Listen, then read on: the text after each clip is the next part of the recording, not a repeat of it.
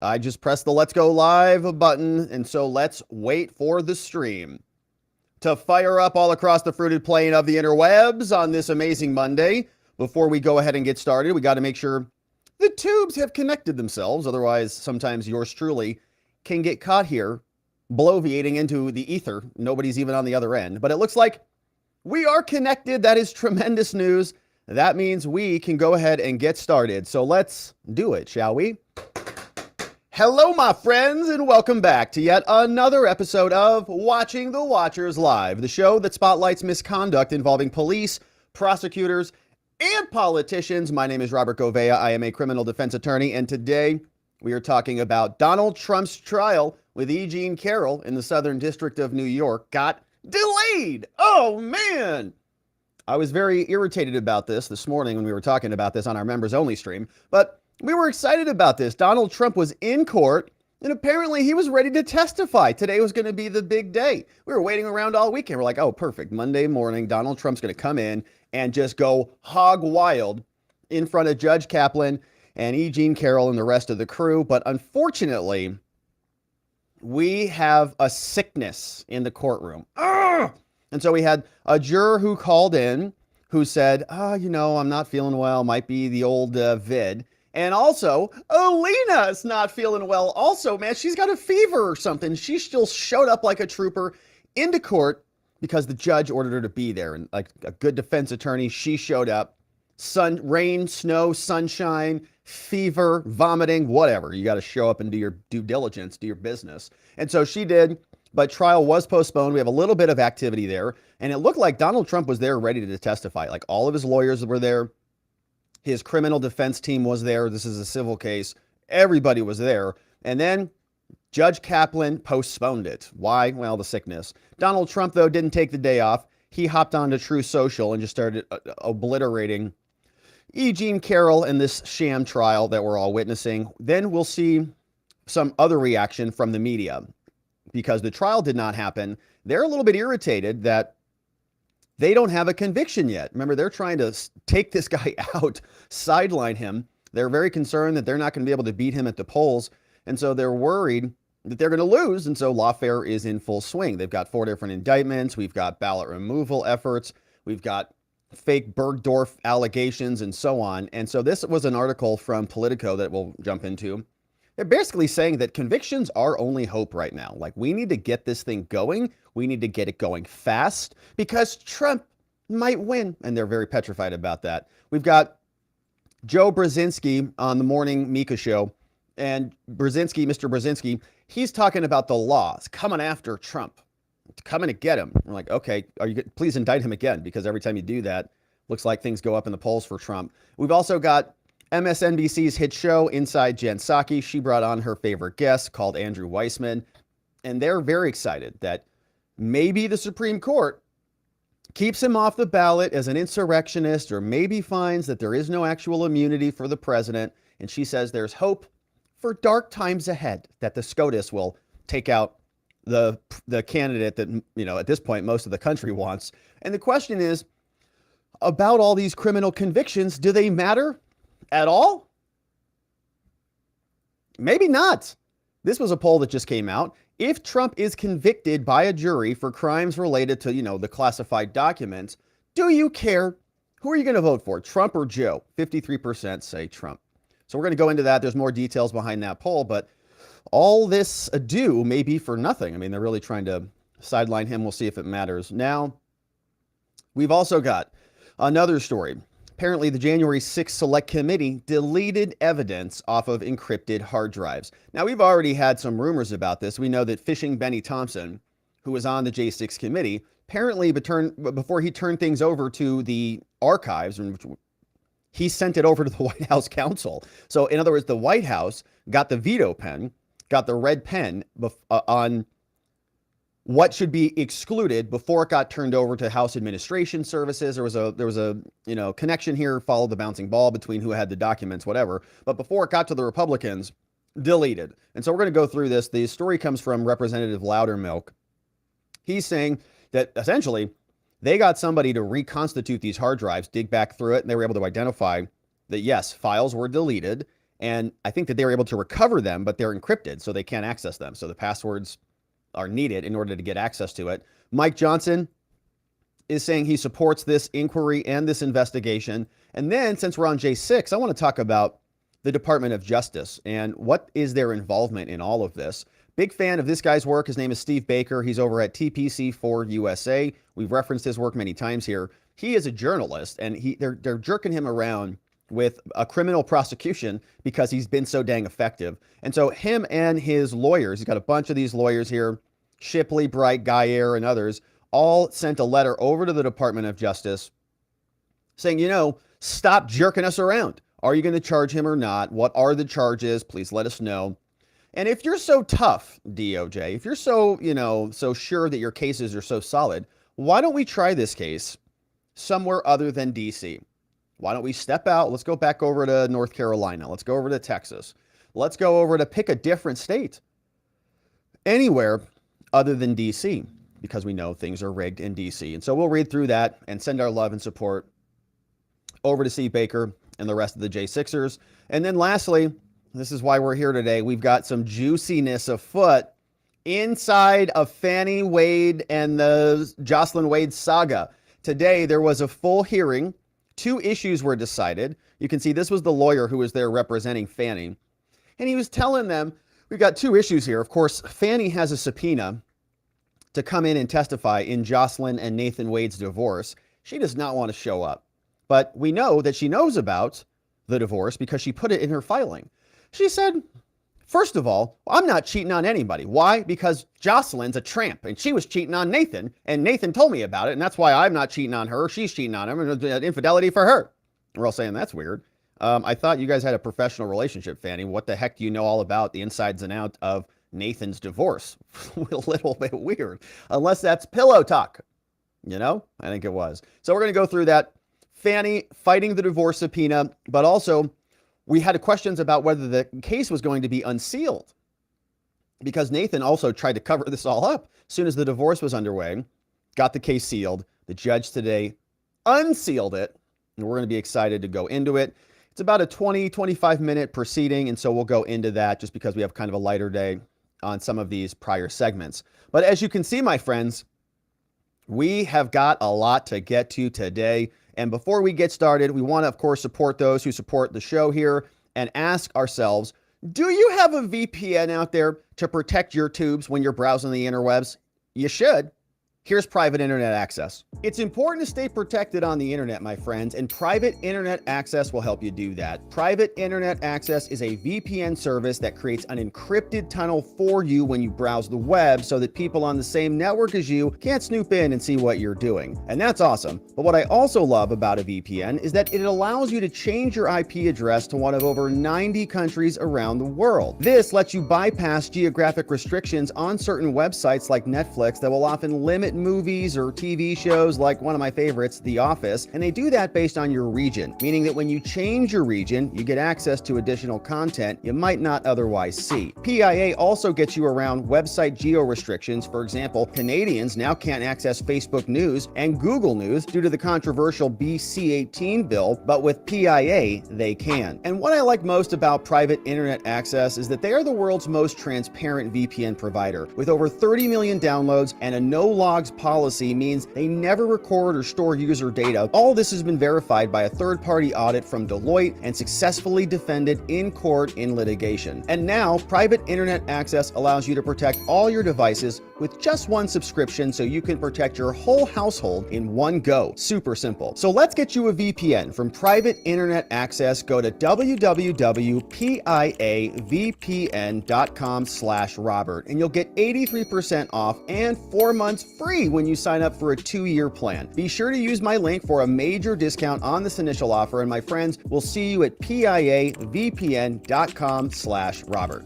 All right, my friends, thank you for supporting them. Link is down in the description below, and get your tubes connected. All right, now we also have our website, robertgovea.com, which is where you can go if you want to read any PDFs, if you want to sign up for our newsletter, if you want to shop the shop, if you want to access the mind map, robertgovea.com is the place to do that. And then for membos, we have great members only streams. We had a beautiful stream this morning where we talked about all of the DeSantis stuff Oh, by the way, to our DeSantis friends, come here. Come here. Come here. Come on in here. Come here. Okay. That's okay. It's going to be okay. We're in it together. Come on aboard and let's get to work. We got some work to do. So it's okay. Bygones, we'll let bygones be bygones. Come on in here. Get in here. Get that. Oh, it's good. It's good to see you. Come on back. Nice to have you aboard. We've got the White House to win. Now, tomorrow is New Hampshire. And if anybody votes for Nikki, you're dead to us here. There will be no hugs for you. Good luck on your own. But that's what we talked about this morning, watchingthewatchers.locals.com. And if you want to come and join us, we're going to be there for our after party. We also do Saturday streams. We have a lot of fun there. So come check it out. We have an amazing community on the line. All right, now, without any further ado, let's get into it. Let's get into it. What do you guys think about? Can we have some? Ray says no hugs. Come on in here, man. Come on in here. Let's save America together. Unless you're a Nikki voter, then don't come into our house at all. All right, let's get to it. Donald Trump's trial postponed, and we were waiting for Donald Trump to testify. In fact, he was there in court, and it sounds like he was ready to go as well. This came over from Lisa Rubin, who was there. She's got a report saying Trump had all of his lawyers in tow, everybody coming in. They were defense attorneys seated there. Everybody was just like on pins and needles, waiting for him to take the stand to see how all of this would impact every other case that's going on. You know, he's got a lot of things happening. So she's going to give us an update. She was seated in the courtroom. Inner City Press is going to report on what actually happened. And we had some sick jurors. We had sick Alina. She had a fever. Alina, get well soon. We need you back. Trump responded to this. We're going to talk about the media really begging for a conviction. And the question is, do the people even care? Not really. So here is what happened in court, courtesy of Inner City Press. And today was the big day where he was going to come in and testify. He was there. We were like, oh, perfect. It's going to be a great show. We're going to have a lot to unpack. Inner City Press was there reporting. Our friend Joe, Good Logic, was there. Everybody was there. Shout out to Joe. He's right next door on YouTube and Rumble and Locals. Inner City Press was reporting there. Judge Kaplan says, all right, everybody, good morning. Not such a good morning, I guess. Courtroom's filled, everybody's around. Says, unfortunately, juror number 3 reported that he was ill. And so rather than risk him coming together and having contact with you, ladies and gentlemen, we sent him home. Now, he's going to have a COVID test today and he's going to report, but ladies and gentlemen, we're not going to be taking testimony today. Now, 1 or 2 of the lawyers are negative after the test, so the lawyers also had this going on. The judge said, and Andy's going to tell how you can report if you have symptoms, jurors, and a number you can call to find out if we're going to proceed tomorrow or not. Now, from the day of this recording, from the day the jurors are there, the following day is Tuesday. That's New Hampshire. He says, now, this is Kaplan. You know, this court continued right through COVID, so I'm sure we'll get through this. Thank you. Your transportation is coming. So all the jurors, haul themselves in, get seated. They're like, oh, perfect. Trump's here today. And then nothing. Let down. So the jury leaves and Judge Kaplan says, okay, anything else? Oh yeah, one more thing. And remember last week we talked about Alina Abba. She filed a motion for a mistrial. Well, first of all, she made a motion for a mistrial in the middle of the trial. Judge said denied, sit down, shut up. And then she filed another one in writing and we read through that last week. So she said, Judge Kaplan says the defense made a motion for a mistrial again. That motion is going to be denied in all respects. Alina's there, and apparently she's a little feverish as well. And she's there. She says, Your Honor, the New Hampshire primary is tomorrow. So if you have this scheduled for tomorrow, my client would have to testify tomorrow. And he's got the primary tomorrow. So he needs to be there to, win and close this thing out. And so Miss Carroll's lawyer, Miss Bergdorf, her attorney says, Your Honor, we want to finish this case tomorrow, Tuesday, the New Hampshire primary day. Kaplan says, well, circumstances may result in you getting what you want or maybe not. We don't know. So that dude's going to go test, see if he's got COVID. If he is, maybe we have a delay. If it's not COVID, then maybe we're here tomorrow.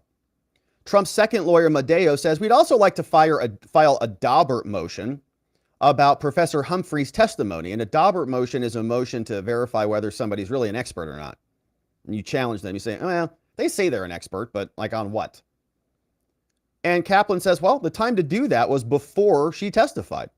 He said, well, I'm not saying I'll view it as timely, but you could file a written motion and maybe I'll take a look at it. And that's the day. So they adjourn and there's nothing else going on. So they're done. Pretty quick day. Now, there was more because apparently Lisa Rubin was there and Trump was there just ready to rock and roll. Here's what she said when she was seated there. She says, you know, when I'm wrong, I'm wrong. And she's a journo over for MSNBC, right? And we have seen a lot of her, but she's usually in court reporting from the side, right? From the street. She's, hey, I'm Lisa Rubin here outside in Southern District of New York, whatever. She said, well, when I'm wrong, I say I'm wrong. And it looks like I might have been wrong today. Why? Because Trump was definitely ready and eager to testify. Okay, so I don't know what her prior position was, but presumably it's that Trump was not going to testify. And she's like, he's there and he's ready to go. Whew. What makes me say that? Well, as the press assembled in our assigned rows of the courtroom this morning, one of the court marshals ejected a slim, curly-haired woman from a bench on the other side of the courtroom. Many of us gasped because that woman was Trump's criminal defense lawyer, Susan Nicholas. Now, while Nicholas did leave her seat, so they removed her, one of the court marshals removed her. Hey, come over here, you got to go. Don't know why. Maybe she was just needed for a meeting. Hey, they're looking for you. You know, maybe it wasn't actually ejected. Like, you know, they need you in this hall, whatever. Now, while Nicholas did leave her seat, she came back once the trial convened, and this time she had company. Okay, she came back into the courtroom with former SDNY prosecutor called Todd Blanche, Trump's lawyer, who represents Trump in 3 of 4 of his criminal cases, including the Manhattan DA's case, in which Nicholas is also counsel. So I think he's on all of them except, must be Georgia. So yes, Nicholas and Blanche, right, Trump's 2 criminal defense lawyers were there. Yeah, they could have been there for reasons other than Trump's expected testimony. They showed up for opening arguments last May during the Carroll trial, for example, and they were also accompanied by a jury consultant, this guy called Josh Dubin. But no one was anticipating the case to close today. Putting Trump aside, there are still 2 expected witnesses. So my guess is that Nicholas and Blanche were, in fact, there to see Trump testify. Woo! Let's go, Trump. And that's the best sign to date that he was not bluffing, as I and so many others predicted. So watch this space. So we're excited about that. Definitely want to see Trump take the stand again, and that would be a lot of fun. See what he says. And we know he did that with Engoron, and Engoron was very difficult with him. And so we'll see if he testifies again and what Kaplan does in response. So this is Donald Trump's response. So even though the trial was postponed, Trump responded. He says, you know, this is ridiculous. I traveled late last night from the great state of New Hampshire to New York to attend one of the many crooked Joe Biden-inspired witch hunt trials. And despite the fact that I was there, on time and on schedule, baby, Mexico paid for the trip, it was just learned that one of the jurors is, unfortunately, not feeling well. And for that reason, today's session of the trial, having to do with a woman I know absolutely nothing about, has therefore been canceled with a new date to be determined. Of course, all of these various, quote, Biden political opponent trials just happen to be starting with great purpose in the middle of what it will be the most important election in the history of our country. They could have all began years ago or years after, but certainly not during the election. In actuality, they should have never been brought at all, because as I have done nothing wrong. It is what it is, and I will do what I have to do. All I ask for is fair judges and juries, and I will win every one of these trials, one at a time. He says in page 2, these are political scams designed for high-level election interference. Now, the good news is the people of our country understand that better than anyone, including crooked Joe Biden. Make America great again. He said, you know, Eugene, was forced to change her story about her, quote, dress when Donna Karan, the designer of the dress, says that it wasn't conceived or manufactured until long after the date in question. So in other words, the Monica Lewinsky type gambit failed badly. Then also learning that there was zero evidence on the dress, despite all the threats, all of this hoax run is funded by political operatives. And so more about this dress that they say, they say they've got all this evidence and there isn't any of it. So there's Trump calling that one out. And here's what he says. Finally,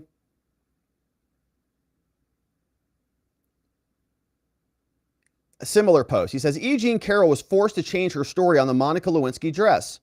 She originally claimed that the event happened in 1994 and that she wore the Donna Karan dress on that day. Well, the problem is New York Times fact checkers found the dress wasn't even made by Donna Karan until long after 1994. Oops. The truth is she doesn't know what the day, month, season, year, or decade is because it did not happen. End this witch hunt now. And that sounds absolutely accurate. I'm sure Donald Trump and his team will not have any ability to make that argument to the jury because it's Judge Kaplan, and that's detrimental to their case. That would make her look like a liar. So he doesn't want that to happen. Now, this is what is happening in response. So obviously the media is really salivating for more Trump convictions, more Trump liability. You hear people like George Conway, Mitt Romney, all these guys say Trump R'd a woman because a jury found him. And no, that's not what the jury said. The jury said no to R. The jury said yes to assault, which was the grab him by the purse, not the old hibbity-dibbity. And so they're having to kind of twist themselves. Well, a judge came back and ruled later that a digital, finger penetration is the same thing as being R'd. And even though we disambiguate it with a whole separate distinction, with a separate charge as the R versus the digital penetration, so it's cope. In other words, they're just coping themselves into saying, well, Trump is an R, even though no jury found that. A judge did, and it's Judge Kaplan, and he perverted what the jury actually said because they said no when you asked them, did Trump R Carroll? No. They wrote no, which means they don't find her credible on that because that was her main claim. So they think she's a liar. And she couldn't even prove that standard beyond 51%, which is the preponderance of the evidence standard, not even beyond a reasonable doubt like in a criminal court. So they are trying to bootstrap this R claim because it's all they've got. And they're trying to convict him because they think that's going to matter. Polls say differently. But here is a story over from Politico. And you can almost, the feeling of panic is almost palpable. Here's what they say. Now, I've got polls that show the opposite of this. But here they say polls show Trump could be doomed if he's convicted. Now, look at the headline. Will a trial happen in time? In time for what? This is an opinion piece, analysis from Politico, from Ankush Kardari.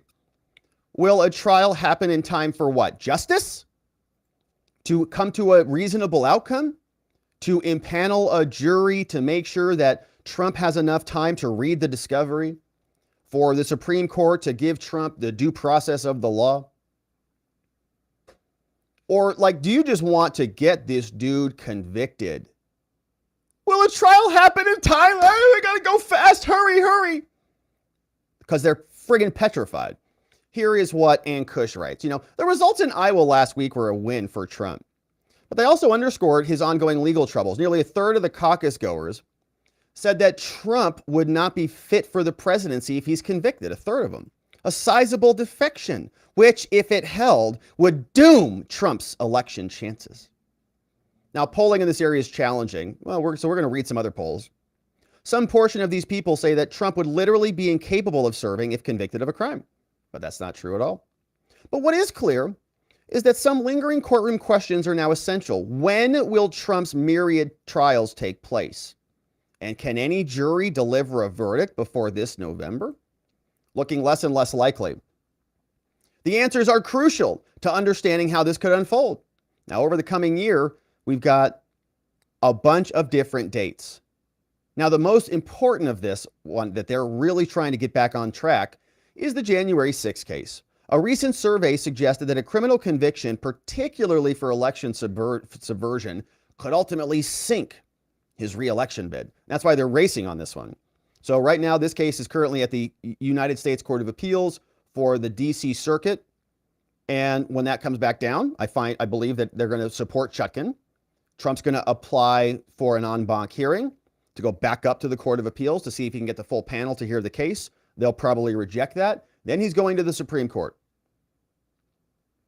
So there's a long road ahead. Now, from a legal perspective, the 3 other pending criminal cases do not pose a potent threat at the moment. Georgia, because Fani is making Willis with Wade. Florida, because classified documents complicate things. And Manhattan, because that's kind of an irrelevant case. That's the one with Stormy Daniels and Michael Cohen, a convicted perjurer, as a key witness in Alvin Bragg's New York case. It's like nobody even cares. That's before 2020. So that's partly because state prosecutors are deferring to Jack Smith. Alvin Bragg said he's going to defer to Jack Smith. In Florida, the presiding judge, Eileen Cannon, seems like she's ready to push the trial out. And in Fulton County, this was already going to be delayed until like August, which of course is right in the middle of the trial and of the election. You don't really want a trial that close to the November election. But that was, of course, all before we learned that Fani was getting Willised. Now, that leaves us with the federal criminal trial in Washington. And right now, the trial technically remains on the calendar for March 5th because the judge has said, we're going to keep this thing on the track. And if the Court of Appeals comes back down, boom, we're going to go right ahead as usual. Trump's claiming immunity. A panel of circuit court judges from the DC Circuit of Appeals, they heard oral arguments and were waiting for a ruling. But then, of course, this could go up to the Supreme Court and ultimately lead to delays. Maine Secretary of State, you see her, Shenna Bellows, very thrilled with throwing Trump off the ballot. Trump's lawyers asked to hold Smith in contempt. But this is what he says about the campaign and the trial date. Now, the setting of trial dates in federal court is governed by a statute called the Speedy Trial Act. This is the highly unusual case in which the public has a strong interest in a speedy trial. Wait a minute. The public itself has expressed a strong interest in a speedy trial? That's weird. Is there like a person? Is there like an X account for the public? Do you mean Democrats? Or do you mean like the public? Or do you mean like Liz Cheney and the DNC? When Politico magazine polled on this issue, 61% of respondents last summer, nice poll, they want this before November. There are 4 full months now between the end of June when the Supreme Court finishes its term. And on paper, that is more than enough time for the trial to take place. Okay, so they want this trial to be crammed back in, and they're going to try to do it, my friends. Smith's team has said they anticipate their case taking 4 to 6 weeks. A trial in Washington during the summer or fall would also require confronting some other issues, like the Republican Party convention. They don't care about that. Chutkan doesn't care about this at all. She doesn't care about conflicts. She scheduled a trial the day before Super Tuesday, by the way. So they say, what about the Justice Department rules? Now, they have an unwritten 60-day rule where they try to avoid making trials. That was their excuse when they were investigating Hunter. But it may not save Trump. Why? It's unwritten. Of course, they don't care. I think that they would try to push this trial in even October. Like, why would they not try this trial in October based on everything else they've done thus far? So things are looking pretty good for Trump, but there's a long way to go, and they want this trial to happen. So that is the update from Politico, and this type of sentiment is all over the place. Here is Joe Brzezinski. He was talking about this when he was on with his wife, talking about Donald Trump on the Morning Mika show. Here's what he says. The law is coming for Trump. But you have people like Marco Rubio and Elise Stefanik endorse Trump, shout out. Basically saying the hell with the jury system. We don't trust juries anymore because Well, why would they? Why don't you move your trials from Southern District of New York or from Washington, D.C. to their home states? Why don't you try Trump in Florida or try the J6ers in their home states? Why is everything happening in D.C.? Well, because it's about 95% left. That's why, Joe. You know it. Anything that goes against Donald Trump, if juries go against Donald Trump, then the hell with the jury system, the hell with the rule of law. Nothing applies to Donald Trump. And that's where... That's not what anybody's saying, but Joe, we're asking for actual due process of law. That's all. The presumption of innocence, equal protection, those types of things, beyond a reasonable doubt standard, which we still don't see with the E. Jean Carroll case at all. Here we are once again. Well, you've got 200 people who have already pled guilty to felony Oh my gosh, what's that guy's name? I didn't even recognize him. That's Matthews. charges for January 6th at the U.S. Did you Capitol. recognize him? That's real business. These people can face up to 18 to 20 years in prison. I think that the law is coming after Donald Trump, and it's going to get him. And I think the same system that's worked for those 700 people altogether for either felony or misdemeanor charges have pled guilty to because of January 6th. And the mastermind behind it all is the guy who lied about saying he won the election of 2020, Donald Trump. He lied after the election. He lied on the day of January 6th, all through it. And now today, he's lied about the E. Jean Carroll case. I know E. Jean Carroll. She used to be on my show all the time. I've got to say, I believe. Yeah, did you guys have tingles up your legs together with your mice in your kitchens? Leave her completely, just like the jury did. And I think that they're going to give a lot of money to her, because maybe $10 million in addition to everything, because they really believe she's been hurt by this. I think Trump is just lying all the time. And the people that believe a liar all the time are crazy. And I can't even understand it. I do not understand why 70-some million people out there accept a constantly lying person. He did not win the election. If you just asked him point blankly, tell us the states that he won that we didn't know about. All the ones that had their water main shut off. So Fulton County was a pretty good one right there. Fulton County, why did their water main break in the middle of the night? 11,000 votes was the margin. There's one, Georgia, right there. Water main broke. Yeah, and it's not a corrupt county in Fulton County. We have Fani Willis funneling $1 million to her lover. Both of these people hate Donald Trump, making millions, over $1 million, maybe more, going after Trump as a political opponent. You don't think that they would rig 11,000 votes somewhere? You don't think that somebody would just make a box of votes go missing somewhere or something like that? And that was just one location there, Chris. Did he really win in Georgia, where he asked the Yeah. Secretary of State for 12,000 votes? Yes. Did he really win there? Where did he win? They don't know. They just follow his lead, his line. Well, we do know, because we covered all of the litigation here where there was lawsuit after lawsuit changing the rules so that ballots could be collected, signatures could be waived, drop boxes could be allowed. You could vote after the election was over. They were voting for like 9 days in some states after the election. It was ridiculous. So yeah, Chris, it was rigged. And the only thing they can say is just, well, it's no court is found or whatever. Give me a break. All right. So that is now what they're talking about. And they're also talking about this on MSNBC as well. This is MSNBC's hit show called Inside Jen Psaki. And she brought on Andrew Weissmann and Lisa Rubin. And they were talking all sorts about this stuff. Here is the exchange between Jen Psaki and Andrew Weissmann. Andrew, Trump laid bare his argument for immunity in pretty shocking terms last night. I just played the clip for everyone. He basically compared himself to a rogue cop. That's how I heard it. You said comments like those make it more important that the court issue a strong ruling against him. So talk us through that and what that might look like.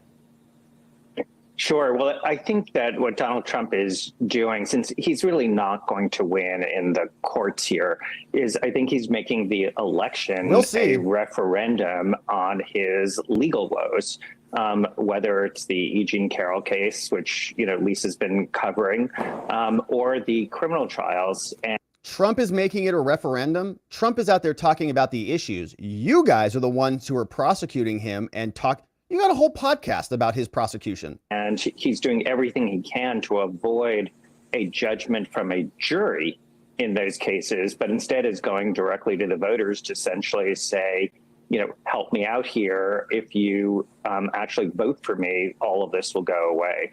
I think that the chances that the D.C. Circuit is going to say that. That's a normal thing, by the way.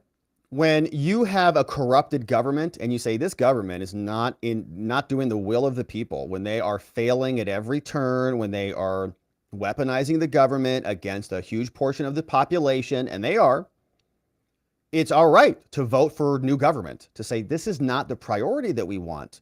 So that's perfect. Yes, Trump can come in, win, and disband all of these people. You're gone. And I would absolutely support that wholeheartedly. That's why we're voting for him. I wish he'd go even further with the FBI and so on, but we'll take what we get. that he is immune, and the Supreme Court even taking the case, even if they do take the case, which is not at all clear, I also do not think that he is going to find 5 votes. In fact, there may not be any votes for his proposition. Now, he's talking about immunity, and he might be right on that, right? The Supreme Court is a little bit squirrely out there. You may have seen the other vote that came down today, very, very short order, which is why we didn't do a full segment on it. But the Supreme Court has said that the feds can cut the border wire at the Texas border. Now, that's going to cause a bunch of other issues, I think. I'm not sure if Texas is going to allow them into Eagle Pass so that they can physically cut the barbed wire, the razor wire. But that's going to be a whole nother thing that comes to a head. But my point is, it was 5-4. Amy Coney Barrett, Judge Roberts joined in with the 3 lefties. So we don't have a lot of faith. The Supreme Court is not reliable. Even though it's a 6-3 court, John Roberts is squishy as can be. And Amy Coney Barrett, these people are federalists and they are institutionalists. And so if they can concoct a way for the establishment to remain in power, I've got concerns that they'll do that. So this is Lisa Rubin. Now, she was the same one that we listened to earlier. She was outside actually in the trial earlier. This was her yesterday before the trial took place today. For no other reason than the sheer logistics of how disruptive his presence in any courthouse or courtroom has been. However, my expectation is that, like he has before, he is bluffing, that he will not come to testify tomorrow. That's in part because there's a very limited range of issues about which he could permissibly testify. This trial is just about damages. It's not about whether he sexually assaulted her. It's not about whether he defamed her or even continues to defame her with each passing day of the campaign. So ultimately, I predict he won't come. And indeed, our folks in New Hampshire have not seen any indicia that he's preparing to testify by taking the time, for example, for witness prep. Okay, so she was obviously wrong on that. And so she was, to her credit, very, very clear about that. She said, I was wrong. He was there and looks like he was ready to go. So we're going to see what the trial schedule looks like and when he is back. But here are the opposite polls. Okay, this is something saying that, no, people really don't care about all these political prosecutions being adverse to Trump. They see them for what they are, and they say this is not appropriate. This came over from Interactive Polls. Says if Trump is convicted of crimes related to his handling of classified presidential documents, who would you vote for president? Trump is a convicted classified document person. 53% to 47% for Trump. And remember, Joe Biden had his own classified documents in the garage of his house that Hunter may have accessed and sent emails about. And he was not the president. He was the senator. So he didn't have the opinion clause power like Donald Trump has. Here's another question.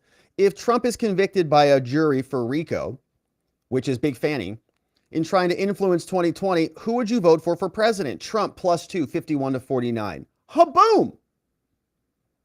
If Trump was convicted for inciting J6, who would you vote for president? Trump at +4. Amazing. You can see how the splits break down. So Trump, Dems are voting 84% for Joe, 91% for Trump. Obviously, party line split. But even 16% of Dems are voting for Trump. Wow, that's a pretty big number there. So that looks good. 51 to 49 here. Same splits across the board, one after the other.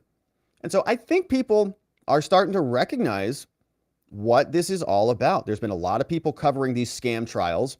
Every time Fani gets Willis or something else happens like that, everybody says, oh yeah, all these people told us that they were out there fighting for justice. No, they're not. They're fighting for their political cause. It's not justice at all. And people are able to see that. It is becoming more and more clear, and we're going to be here as we continue to cover this. So Trump is going to be back. Whether he's back tomorrow or Wednesday, time will tell, and we'll be here continuing to cover it, my friends. So thank you for joining us as we do. Oh, and this one went for Joe Biden, actually. Yeah, you're right. This one went to Biden. So I was off on that. Let me correct that. Biden was up by 4. So I was wrong on that one. You're right. Last one went to Biden. So I misread that. Biden wins by 4. Interesting. Okay. So they don't care about RICO. They don't care about classified documents, but maybe J6 is the big one, which, okay, that's fine. We still have some work to do on J6. We're going to talk about J6 next and show you what a scam that is as well. So the polls are trending in the right direction. It looks like Trump is going to testify, and we'll be here to cover it as he does. My friends, thank you for subscribing wherever it is you're watching this. Thanks for checking out robertgovea.com. The link is down in the description below. And thanks for inviting someone to come over here and join us as we go through each one of these legal sagas, one after another. We'll be looking forward to seeing you back here on the next one. All right, my friends. Now, speaking of January 6th, let's talk about deleted evidence from January 6th, courtesy of the January 6th Select Committee. Evidence has been deleted from the January 6th Select Committee, which was illegally constituted under H.R. 503, by the way. But before they left, they were consolidating all of the data onto hard drives. And before they gave that data to Republicans, apparently, they sent it over to the White House, they sent it over to other lawyers, and they deleted files from the devices themselves. We're going to get into this. The report comes from Representative Loudermilk. Speaker Mike Johnson is also supporting him. And we've got a very interesting letter from our friend Steve Baker, who reports over from the Blaze, who's being jerked around by the Department of Justice. And he and his lawyers sent a very nice letter over to them saying, can you give us some clarity on what you're doing here? Because the January 6th prosecutions need some exposure. So here's the story. Evidence deleted. Representative Loudermilk shared this one. The background is that the House panel that is now investigating the Capitol riot, they want access to files that have been deleted. And we don't know who deleted these things, whether it was Liz Cheney or whoever. But here is the background. From New York Post, they tell us, a House subcommittee investigating the J6 Capitol riots is trying to recover 117 encrypted files. Whew, that's a lot. That the now disbanded House Select J6 Committee deleted before the Republicans came into power. A digital forensics team was employed by the House Administration Subcommittee, and they were able to recover password-protected files. So when you delete, evidence from a hard drive, usually what you're just doing is deleting the directory. You're deleting the code that allows you to go retrieve those files. It doesn't actually wipe it from the device, but when you bring in new material on the device, it says that space is unallocated, so I can reuse that space. But if you don't bring in new devices, any new thing to sort of recycle that, you might actually have all of that data still there, even though you deleted your bin. So 117 encrypted files, they get the hard drive. They say, oh, thanks for this. This is nice. Let's plug that in. Anything that's undeleted, they find a bunch of it. Oh, weird. So the digital forensics team scopes the drive. And here they report this to Fox News. Now, Representative Morgan Griffith from Virginia, who sits on the subcommittee, confirmed that this is accurate, saying, yes, these reports are accurate. Unfortunately, at this time, we cannot determine what was in the deleted files. The Democrat-led J6 committee, said Greg Murphy, another representative, he says they obviously took great strides to shield the information from us. But the question is why? What are they trying to hide? Their whole plan was to, quote, get to the truth of the matter, wasn't it? No. They obviously didn't want the real truth, just their truth. The panel chairman called Barry Loudermilk, he has written to the chairman, Benny Thompson, and I'm trying to track that letter down. But they got a copy of the letter obtained by the Post, and I wish these guys would just post their stuff on the internet. But Thompson claimed to have turned over 4 terabytes of digital files, but the hard drives, says Loudermilk, they contain less than 3 terabytes. So, when we pick up evidence from a prosecutor's office, generally they'll give us a table of contents. They'll say, hey, this is the hard drive. Here's what you got inside of it. We sign for it. We say, great. I acknowledge receipt of this. Here you go. Give us an exchange. Give us your permission. Give us the files. We have a nice exchange. So he says, there's 4 terabytes of digital files here. We open it up. Nope, there's only 3. So he told Thompson that the subcommittee also found numerous digital records from hard drives that were archived by the Select Committee. and asked for, quote, a list of passwords to access these files and ensure that they are properly archived. Loudermilk said one recovered file disclosed the identity of an individual whose testimony was not archived by the select committee. Oh, isn't that curious? Why wasn't that person's testimony archived? So one of these deleted files says, like, you know, Clavicle Girl's sister, whatever. And we don't have Clavicle Girl's sister also in the logs. Why is that? So they deleted them, pointing out that Thompson had previously admitted that not all records were archived, only the stuff that they wanted to keep for themselves. And they deleted the rest of it. That's how disgusting these people are. They deleted evidence. Now, others included specific transcribed interviews and depositions to the White House and the DHS that were not archived with the clerk of the House. They just don't give it to you. If they did an actual legitimate investigation, we should see it all, right? Let us decide for ourselves. We don't need Liz Cheney's interpretation of her book report. Loudermilk has written follow-up letters to White House counsel and DHS asking for the unedited and unredacted transcripts. He demanded that both comply with the request by January 24th. They're not going to do that. Last week, we also know that Loudermilk got support on this from Mike Johnson. He explained that after a forensic analysis of the data, he was able to recover numerous digital records from hard drives archived by the Select Committee. One recovered file disclosed the identity of an individual whose testimony was not archived. Further, we found that most of the recovered files are password protected, preventing us from determining what they contain. So these morons obviously did not talk to Hillary Clinton, right? Because she used BleachBit, which deletes it and then rewrites over the actual physical drive, right? Reflashes the data so that you cannot you cannot recover it. Like, you got to go get software to actually wipe it. They didn't do that. They're like, just put it in the recycle bin. Now, Loudermilk asked that Thompson give him a list of passwords so that he can access these files. He says, we don't even know what's been deleted or what's encrypted. Maybe the FBI will help. Actually, don't give it to them. They'll just lose the hard drive again. Now, if the former J6 committee has nothing to hide, then why don't they just let us see it? DHS responds to correspondence through oversight and official channels, said the department, but nobody else for Thompson is responding for a request for comment. So, of course, the cover-up continues. And as more and more people recognize this, I think that they're going to have less belief in the official fictional narrative that comes out from these people. Mike Johnson is supporting Loudermilk, saying the J6 committee was a partisan exercise determined to prove a political narrative regardless of the facts. Rather than delivering transparency and focusing on security failures, the committee obfuscated facts and they hid evidence.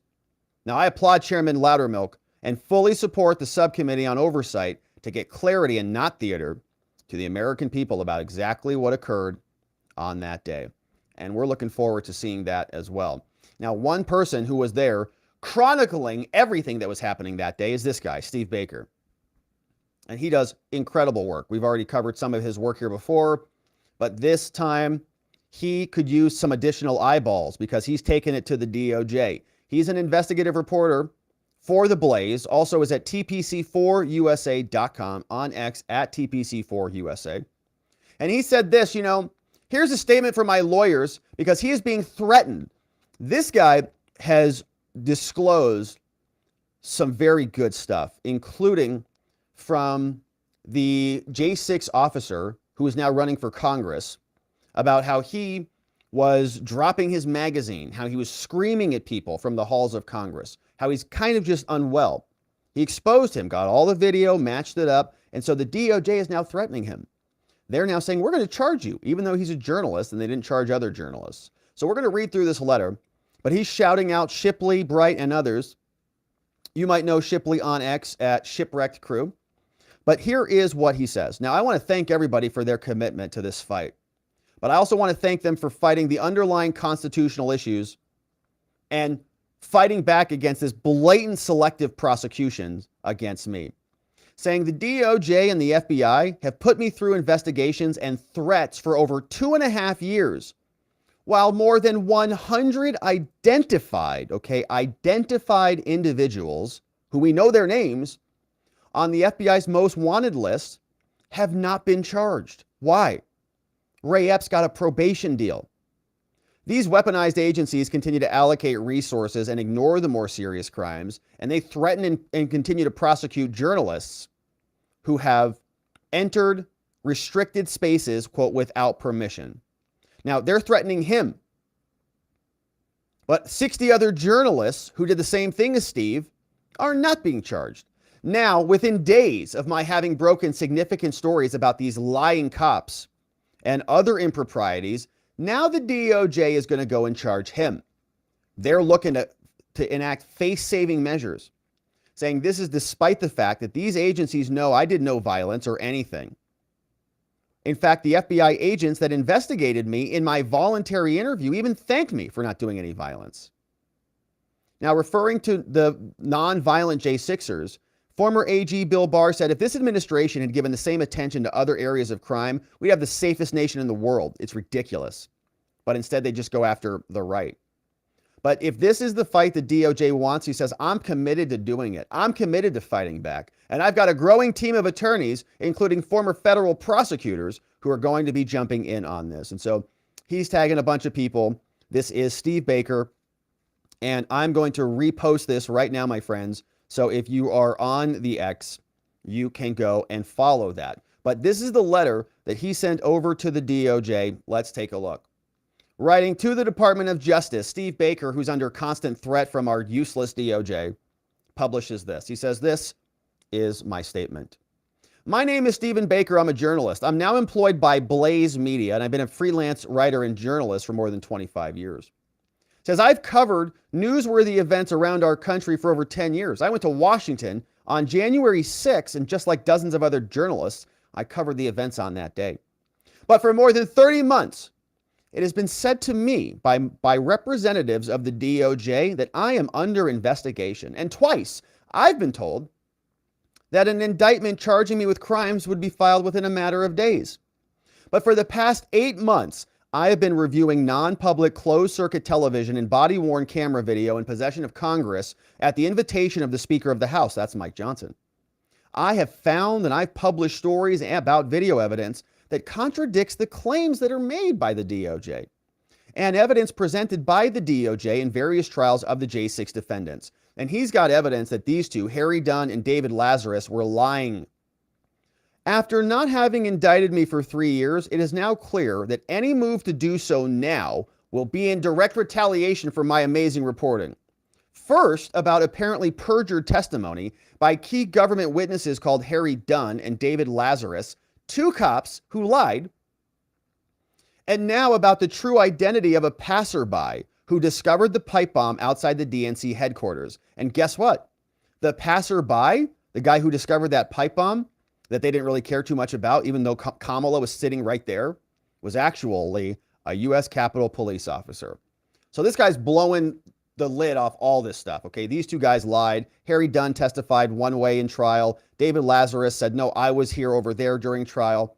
And they told opposite stories. So which one is lying, or are they both?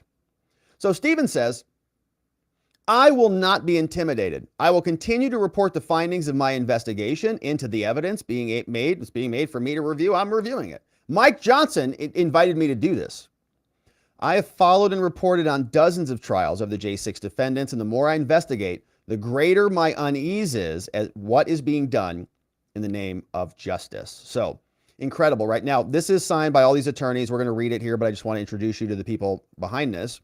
James Lee Bright, Shipley, Tarpley, Linder, Gaillard, Saradini, and Bright. Shout out to these American patriots and heroes of the law. Here is what they say. The undersigned attorneys have volunteered to represent Steve Baker in any criminal proceedings brought against him by the DOJ. And I'm going to do everything I can to help as well. Whatever we can do here to help. If they charge this guy, man, it's going to be all hands on deck. Now, we all became acquainted with Steve over the past 18 months. Why? Because his daily coverage from inside the courtroom during the Oath Keepers organization.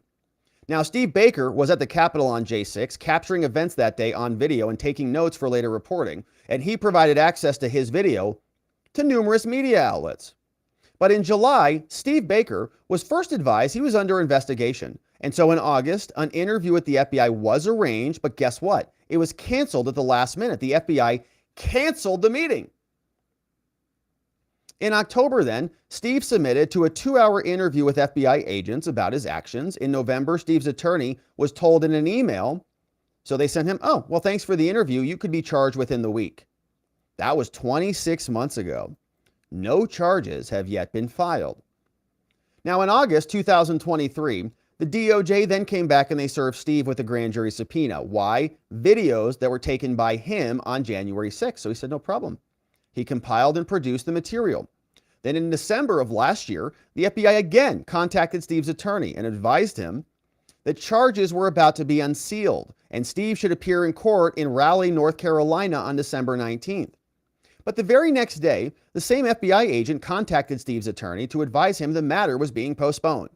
So get on a plane, you've got court tomorrow, and then actually don't. A member of Steve's legal team, these guys, is amazing, right? I don't know if he lives in North Carolina or where he's at, but that's where they were going to unseal everything and then maybe take him into custody and bring him back over to DC. I don't know. So a member of Steve's legal team spoke with the federal prosecutor in charge of the investigation shortly thereafter and said, well, a final decision on whether to charge Steve had not yet been made, and he would not disclose what possible charges were being considered. So they're just jerking him around, okay? They're like just yanking him around. This FBI agent hasn't decided, but that's the FBI agent, right? Now he talks to the federal prosecutor. So the FBI said, go to Raleigh. He says, no, we're not doing that. How about I call the actual lawyer, the prosecutor on the case? And he says, well, maybe not yet. Now, during that call, an explicit assurance was given that if Steve was indicted, it would be communicated to his legal team and a voluntary appearance in DC for an arraignment would be coordinated. We call this a self-surrender, which is a nice thing to do, especially when you have a compliant defendant. But they don't want to do that. They want to raid everybody's houses. So Steve would not be subject to the public spectacle of a surprise arrest in the early morning hours at his residence. But that's what they want, though. They really want that for the cameras. Now, notwithstanding his knowledge of all of the above, Steve has been unrelenting on reporting about J6. He has, and he's been doing awesome work. We need him to be able to continue to do his work. Hundreds of hours of work by Steve resulted in him uncovering video evidence that calls into question the truthfulness of testimony by 2 key witnesses during the first Oathkeeper trial. 2 Capitol police officers called Harry Dunn, that big goofy guy, and David Lazarus, who's now running for Dunn's running for Congress. Now, Lazarus was the dignitary protection detail of Nancy Pelosi. Oh, kind of important. The video evidence discovered by Steve Baker contradicts Lazarus's testimony. In other words, the video says that Lazarus is lying as to his location with respect to a key allegation against some Oathkeeper defendants. So Nancy Pelosi's protection detail dignitary lied, and Steve Baker uncovered it. Now, the video evidence discovered by Steve also shows Lazarus was at a different location in the Capitol at a time when he testified that he witnessed a confrontation between Officer Dunn and the Oathkeepers.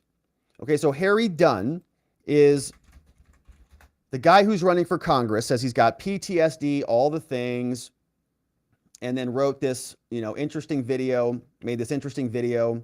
This is what he looks like, just so we all know who we're talking about. Harry Dunn, Capitol police officer.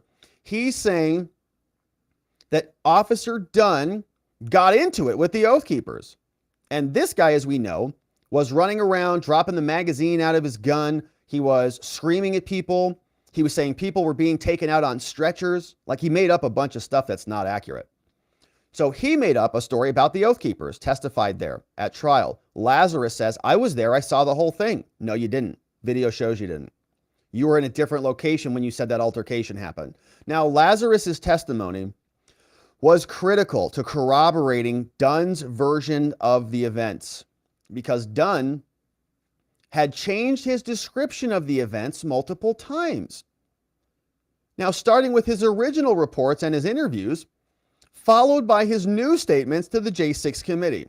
Then the description in his book changed, and finally, he then had a different story back during the Oathkeepers trial. Now, Steve has been reporting on this issue for several months. He also talked to Harry Dunn multiple times. That's amazing. I can't believe he talked to you. But it was only 8 days ago that Steve received permission to publish the video that actually does show that Lazarus is in a literal different location than Harry Dunn when the confrontation happened. Not there.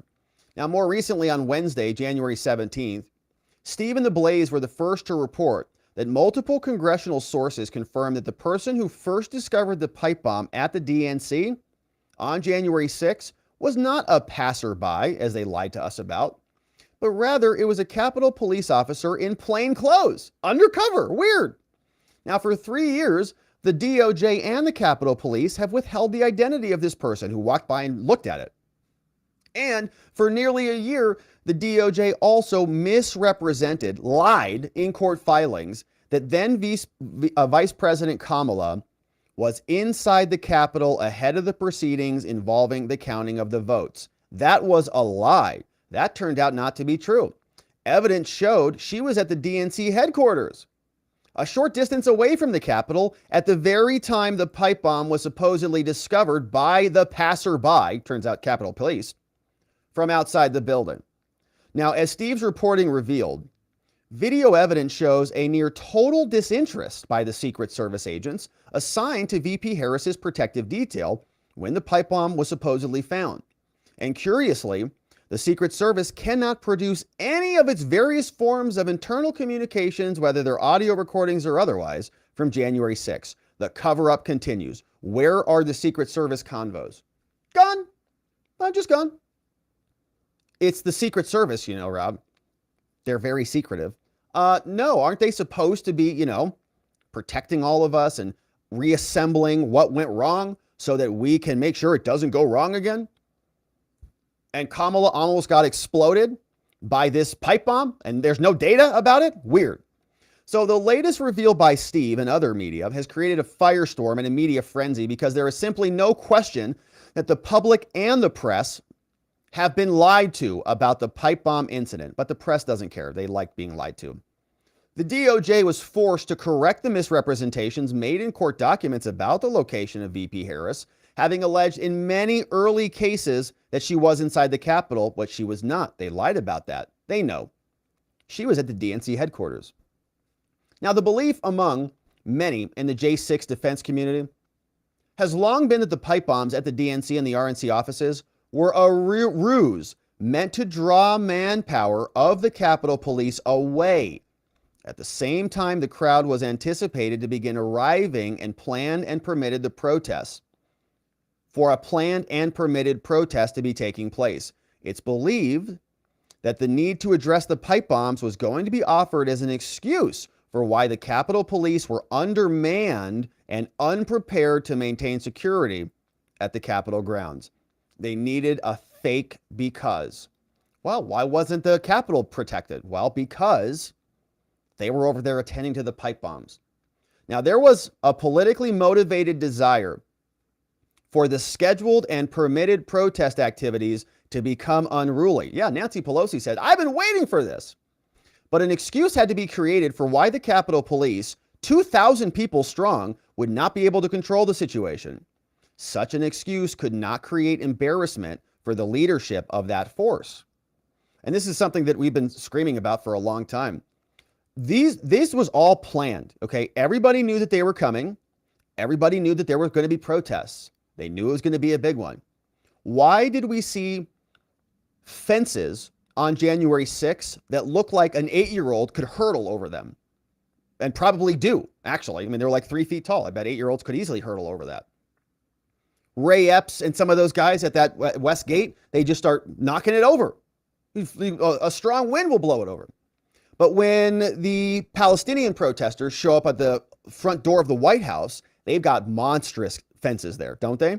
Huge, tall, 12 feet tall. You are not knocking those over. People trying to climb on them, they're knocking them down. Right? They know how to secure a building when they want to secure a building. And when that happened at the White House, Joe Biden hopped on an airplane and left. Right? So they can secure a building. The fact that they didn't means they wanted it to happen, or they were grossly, grossly negligent. But how can they be so negligent with 2,000 people plus the Metro PD? They rejected the National Guard. They can't even secure the building where all of our representatives and senators are, they can't secure that, then they're much more incompetent than I even ever thought. It's either gross incompetence or intentionality. It's not they were overwhelmed with tremendous force. How do I know that? There were 1,200 people who got charged with crimes.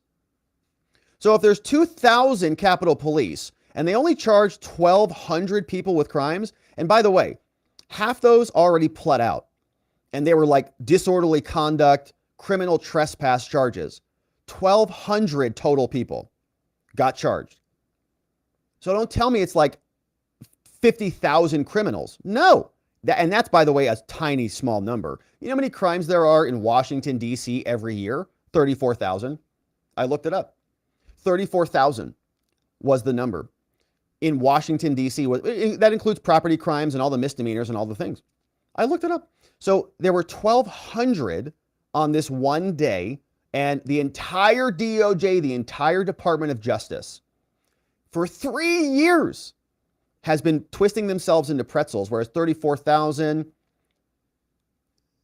is a monstrous number. So this is just a joke, okay? They just they're making all they can out of this. Now, they say all of the above information is now here put forward. Why?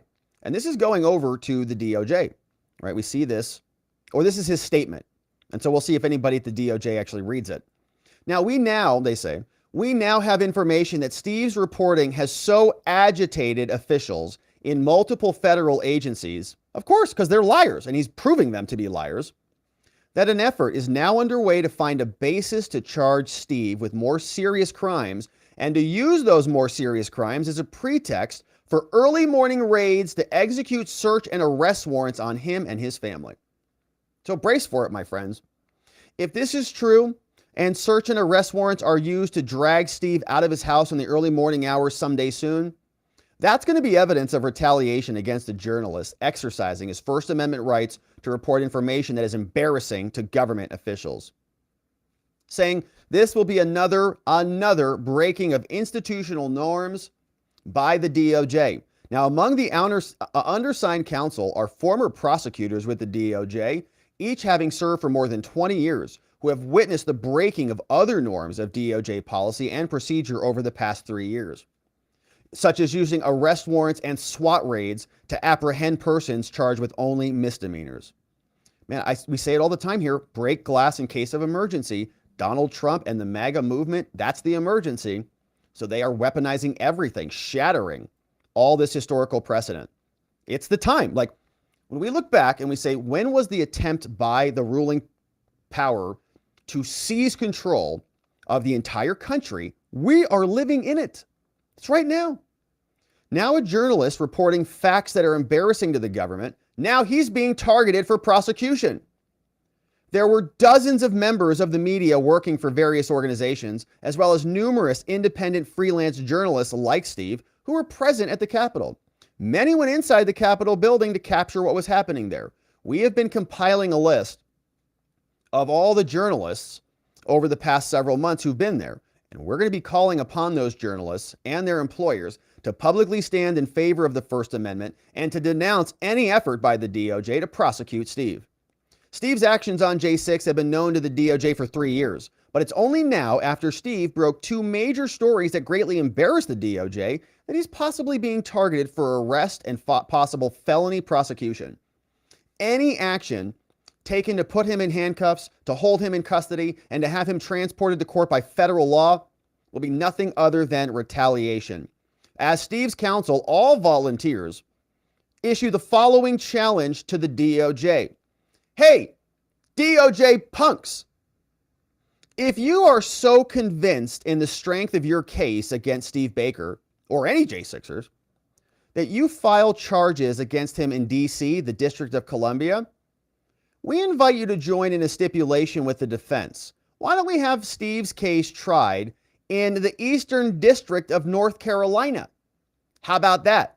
Why don't you try your case in the Northern District of Texas and see how that goes? Are citizens of North Carolina, are citizens of Texas not suitable for jurors in Steve's case?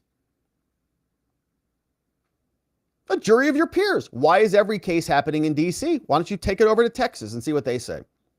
Is the federal judiciary in those two districts not able to provide a fair and impartial trial? Of course, well, it's fair. It is fair and impartial. That's the problem. Yes, they can. That's the problem.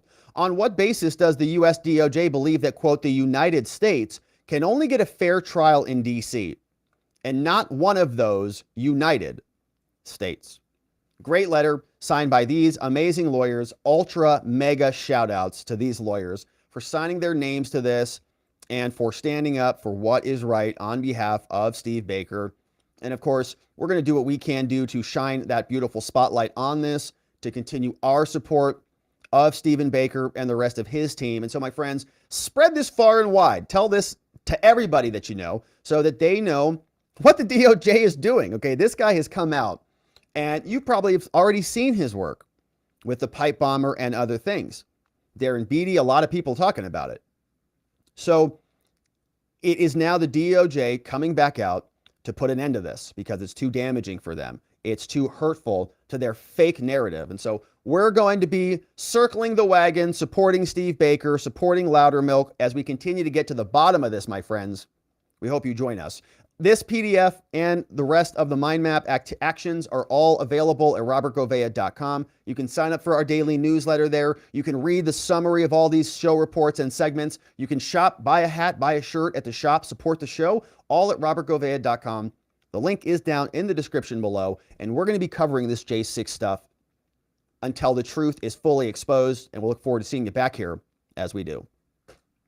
All right, my friends, now we got one final segment, and it's the juiciest of all the segments on the day. It's Fani. Let's get right to it. We got some court proceedings to unpack here. Starting now, Fani Willis fights the Wade divorce subpoena, and she gets a little bit of a victory. The requirement that she be deposed is going to be stayed. Now, the judge said, I want to hear from some other people first, Nathan Wade. Before Fani, I consider making you testify, making you be deposed via a valid subpoena. But Fani lost because the case is going to be unsealed. We're going to go through the court proceedings because this guy, I believe, showed up and was telling the judge that Fani shouldn't have to testify because she's so busy prosecuting Trump. You know, she's the biggest Fani in Fulton County is basically what he said. And she leads a bunch of people in this county, and so she can't be bothered to go show up for her lover's divorce. We're going to get into the full trial hearing, which took place in Fulton County, in Cobb County, I think it was, in just a minute. But here's some background on some of the latest updates from Fani. Turns out she wasn't only paying Nathan Wade, she was apparently also paying his law partner. Isn't that fun? Daily Caller got this one. Says, Fulton County DA, she hired her alleged lover's law partner. The law partner, okay, not Nathan Wade, gave him $150 an hour. That was another report. And you see, this is what the contracts look like. When you scroll through here, a bunch of money, paid. Where did this come from? So this is a public records request. A vendor is Christopher Campbell. You see that list right there. Christopher Campbell, $7,800, $7,300, $6,000 paid, $5,800 paid, $5,800 paid. That's good money, man. Every month it looks like. May, February, September, November. All of this money coming from the DA's office. So Fani is even paying her alleged lover's partner. He's a partner at Wade and Campbell. He got $126,000 total. Willis hired him as a, quote, taint attorney. So anytime something came in that was privileged, then he would just review it and he'd bill $126,000, which is a lot of money. Here is what the contract looks like from this dude. You see, it says here he got hired to provide first appearance attorney services. These things are to be completed, scope of services. Oh, this looks like it is a...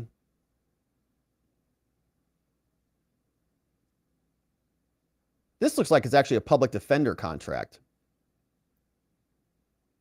Christopher Campbell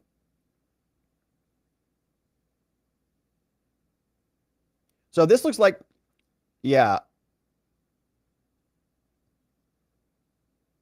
Interesting. Okay, so he's getting paid $65 an hour. This looks like a public defender's contract. And there's Christopher Campbell. There's Wade. Now, that's a lot of money for this. Oh, here you go. Here you go. Here's the second contract. All right.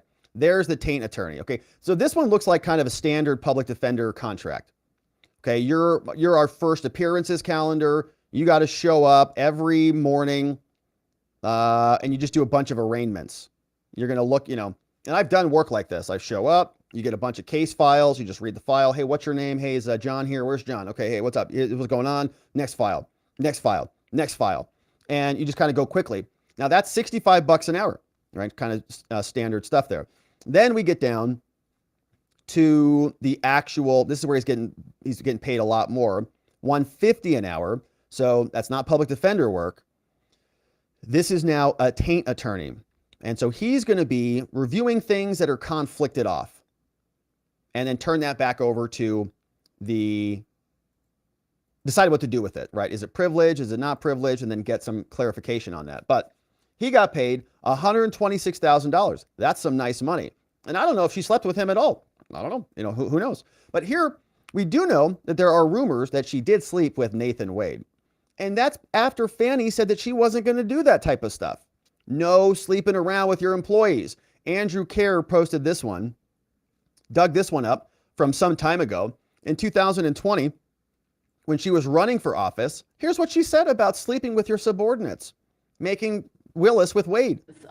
It is saddening to me if young women felt like they came to work and they were, one, even judged for being a woman, but two, if certainly they felt uncomfortable within the workplace. That will not be something that is allowed on my watch. Supervisors under my leadership that are not encouraging and building up my staff will not be supervisors long in my administration. And I certainly will not be choosing people to date that work under me. Let me just say that. Yes, you did. We are at a place in society where things happen in people's relationships, husband and wife. Sometimes there are outside relationships. I don't think that. Oh, what was that?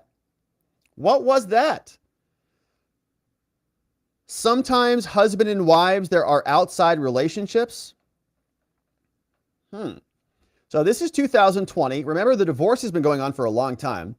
So was she already doing the old hibbity-dibbity with Nathan Wade back then? Sometimes people step outside their marriages, no problem, because she hadn't appointed him as special counsel yet, right? What was that little caveat there? Did you hear that? Let's rewind just a little bit. Sometimes there are things that happen outside the marriage, but Nathan Wade hadn't been appointed yet.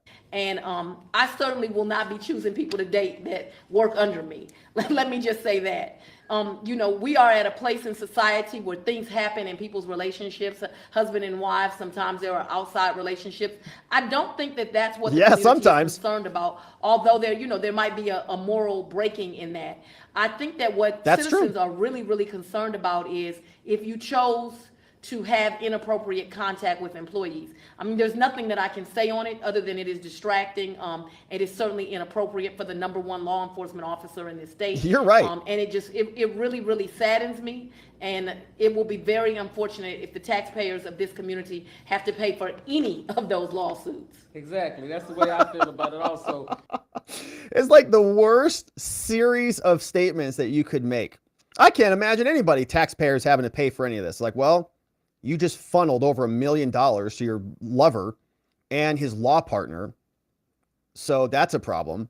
You wouldn't sleep with somebody. You wouldn't date anybody who's a subordinate to you. He's literally a subordinate to you. And the list goes on and on. So that's Fani. Now, love's a funny thing. I mean, she just must be in love. Love will make you crazy. Love crazy. He's the one. He's my soulmate. I've been waiting 40 years to find him. And now I found him. All right, so that's Fani. Now let's get into the actual hearing. So this is what happened in court today. And I've got this queued up already, I believe.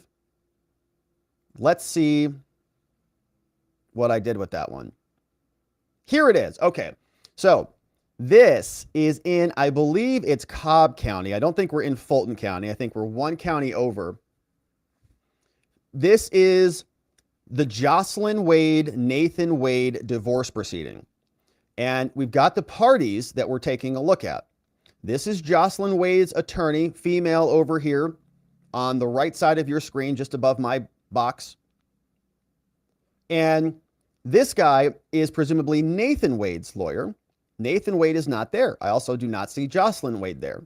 Now, the lawyer who submitted the amazing motion to dismiss that really blew the lid off this whole thing, her name is Ashley Merchant. You see her, she's right back here in the red-ish colored jacket. And so she is the person who really cracked the code on this, really spilled the beans.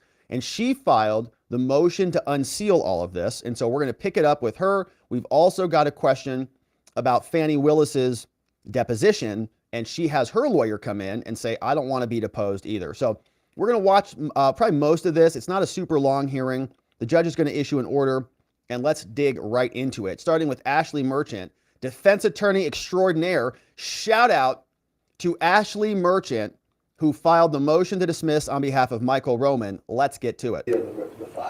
Where's Mr. Kimbrough? Right over here, Oh, why don't you take that table? Will do. Your Honor, with your permission, I'm going to just sit up here. That's fine. And Ms. Merchant? Good morning, Judge. Good morning. I'm here And for the second. I'm sorry? I'm here as well for the second motion. So Right. sitting back. Why don't you come on up to the table as well? There's a chair for you. Full courtroom. Okay, so Ashley Merchant's coming up. All right. Okay, who wants to share in the takedown of this? Mr. Kimbrough? Yes, Judge, will share. Ms. Hastings? Okay, so Ms. Merchant? We'll share. Okay, We will as well, Your Honor. okay. Thank you. How about you, Mr. Axum? You want to share in the takedown? Absolutely. All right. Okay, this is Wade versus Wade. okay, so correction. So that other guy might also be a Wade lawyer, but on this, the important part is on this left side, that is going to be Jocelyn's team. Civil action number 21-108166. And Mr. Wade is represented by Mr. Scott Kimbrough. Mrs. Wade is represented by Andrea Hastings. And we're here today for basically an emergency motion Fani. filed by Mr. Axum by a non-party deponent for a protective order. That's Fanny's lawyer. We're going to hear from in a minute. Pending motion to unseal the record filed by Ms. Merchant. I thought we might as well take that up at the same time. Now, this is my criminal jury trial week. I'm trying to start jury selection on a criminal trial. Gotta go fast. So we don't have a lot of time. Let's go. All right. Let's Ms. get to it. Merchant, I'll hear from you on your motion to unseal. Okay, great. Thank you so much, Judge. Would you like me to podium? Wherever you like. Okay, so again, this is a defense attorney. This is an attorney in the Trump prosecution that's being brought by Fani Willis. The guy's name is Michael Roman. This is her lawyer. She's not a family court attorney. She's not a family law lawyer. Maybe she does that stuff too. But she filed the motion to dismiss Michael Roman's case, saying that Fani and Wade have a catastrophic affair that really invalidates the whole case. Here is Ms. Merchant. I will be brief, Judge. Thank you. Judge, Rule 24 says that there's a very specific process that has to be followed for an order sealing a record. It wasn't followed in this case. It was assigned to a previous judge, Judge Angela Brown, who entered a consent order under Rule 21, granting the seal in this case. Covering up the Wade case. It's our understanding from emails with counsel that Mrs. Wade's lawyers do not object to that seal order being lifted. I believe Mr. Wade's lawyers do, but we believe that it should be reversed and should be lifted because it was held without a hearing. It was held, as far as I understand, without a motion, and I can't guarantee that because I don't have access to those earlier records in the case because they are sealed. Yeah, they're all sealed, and I tried to dig these up. I actually pulled them up. Every single file is sealed, and you can't see anything about what happened. So there was no hearing. There was no procedure. There was no motion. It was just kind of something the judge did. But it appears it was held, it was filed without an actual court hearing where the public was allowed to be present, and so that's in violation of Rule 21. There's very specific and stringent processes that the court must follow before a record is withheld from the public. Why'd that other judge do that? Who was that judge? The first is the motion, the second is a hearing, the third is that whoever wants it sealed has to identify specific parts of the court's file that need to be sealed. Also has to delineate the nature and the duration of the seal. None of that was done in this case. And the fourth, which is the most important part of it, is the analysis that the court has to do. And what the law says in the seminal case is Atlanta Journal versus Long, which we cited in our motion, that an order limiting access shall not be granted except upon the finding of harm otherwise resulting to the privacy of the person in interest, and that harm clearly outweighs the public interest. Yeah. In this case, Judge, there's been no allegations of harm that clearly outweigh the public interest. And so the first thing to consider is whether or not that order needs to be reversed. And it's our position that it does because it doesn't follow the law. Second, getting to whether or not an order should actually be entered now sealing this, we do not believe that an order should be sealed. Has anyone filed one? No one has filed one. So if you reverse the order at that point, if someone files it, then we can litigate that. Have a whole hearing, do the whole thing appropriately. On the reversal of the prior order, Judge, I think the law is clear that it should be reversed because none of those findings were made and the public didn't have an opportunity to be heard in that instance. And so that's in violation of the law. And there's a couple different cases, I won't belabor the point, but all of the cases on this issue hold if there wasn't a hearing, it's got to be reversed. And so we think that order should be vacated. I've prepared a proposed order unsealing that if the court is so inclined. And then if there is some type of a motion filed or an oral motion today to try and seal those records, if you are inclined to reverse, I'd like a chance to at least be heard on that as well. Thank you. Nicely done. Ms. Hastings, what's your position? Okay, Ashley Merchant, defense attorney, who's not even a party to this case, filed a motion to dismiss and a motion to unseal. Let's see what's next. Your position, Your Honor. My position is that we did consent. What did she say? Your Honor. Ms. Hastings, what's your position? Your position, Your Honor. My position is that we did consent to the sealing at the beginning of the case. There was a motion filed by the plaintiff on November 18th, 2021, approximately 16 days after we filed this. We consented at the time. We have different information now. We also understand that there was no hearing conducted, so we have no objection. Okay, so she says, yes, we did agree to sealing it, but we have new information now. And this is Nathan's lawyer. These parties did consent to this previous consent order sealing the record back in February of 2022. Because the divorce was filed November 2nd of 2021. One day after he got the Willis contract. 2021, and this consent order sealing the record was filed on February 10th of 2022. Because it's clear that the party's intent was at that time, and that was to protect their privacy. Before we knew they were banging each other. As such, a consent order was drafted between the attorneys who were involved at that time, Ms. Hastings and her team were involved at that time. I was not. I did not get involved in this case until toward the end of last year. But that consent order was drafted and presented to the court, and it was signed and filed. And Judge, this court has a burden to determine what is in the best interest of these parties and what's in the best interest of this case. The law is pretty clear as far as this issue is concerned. Under the Atlanta Journal versus Long, 258 Georgia 410, it sets forth the purpose of Rule 21, which is the reason why we're here, dealing with access or limited access to court files. The purpose is, one, to protect the public right to access. Good. We would like to see it. Long-standing and traditional right, but also, Judge, that case holds that it is also to protect another traditional right, and that is the right of superior courts in exceptional cases to shield these records from public view. And the court has to weigh that. As far as this situation is concerned, the current status of this situation, that has happened since January 8th of this year, clearly shows the harm that is done to these parties and clearly gives credence to what the parties' intentions were back in February of 2022 when they entered into this agreement to seal.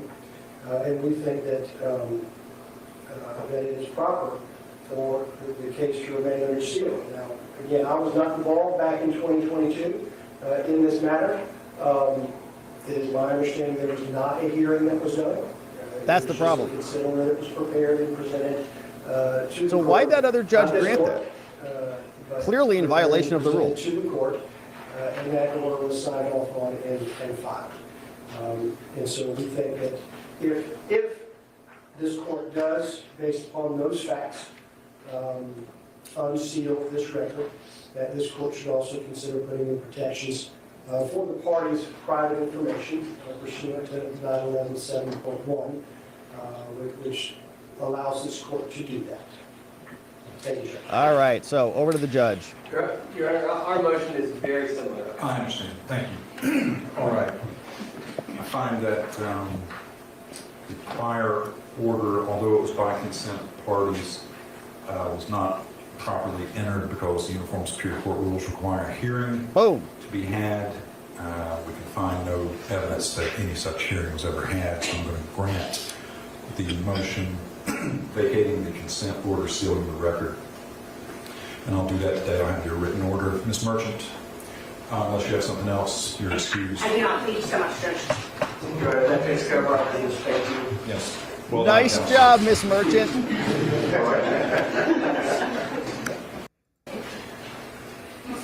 Okay, so now we have Mr. Axum's. Victory for her. So case will be unsealed, and it doesn't sound like they're going to attempt to reseal it. Maybe just protect some private information from some of the people, you know, personally identifiable information, stuff they'll redact. But I don't know exactly when all the documents will be unsealed, and so I'm very excited to check the docket soon and then download everything. Download it all. Make sure it is archived for the ages. And so we're going to get into that probably tomorrow. We'll see if there's anything else juicy inside of those. So the unsealing process is underway. Now we turn our attention to the Fani Willis deposition problem. Because remember, not the unsealing was the criminal portion of this, and Ashley Merchant was just successful there. But we also have the subpoena. Jocelyn Wade and her team sent a subpoena to Fani, and Fani responded to that. Fani said, we need an emergency motion hearing so that we can have a protective order to protect Fani from having to be exposed to the deposition. So there was a back and forth on this. Fani, remember, she, in that motion, which we read through here, which was very juicy. If you missed that, I'd encourage you to read that segment or listen to that segment. But Fani said that Jocelyn was cheating on Nathan in her own motion. Said, no. There's no impropriety here. Fani never did anything inappropriate with Nathan because Jocelyn was cheating on Nathan in the first place. And we're all sitting here going, huh? How does Fani know that? And why is she alleging that in her motion? It sounds like she does have intimate knowledge about all of this, which means maybe she should be deposed since she knows so much about their marriage, including that Jocelyn was supposedly, allegedly cheating on Nathan. And Jocelyn's team says that is not true at all. Jocelyn responded to this and said, yeah, look, Nathan knew that Jocelyn had been texting some old friend. They never did the old hibbity-dibbity or met in a Bergdorf's dressing room, but they did have some texts, and that was it. That was the end of it. Marriage was supposedly back, working together.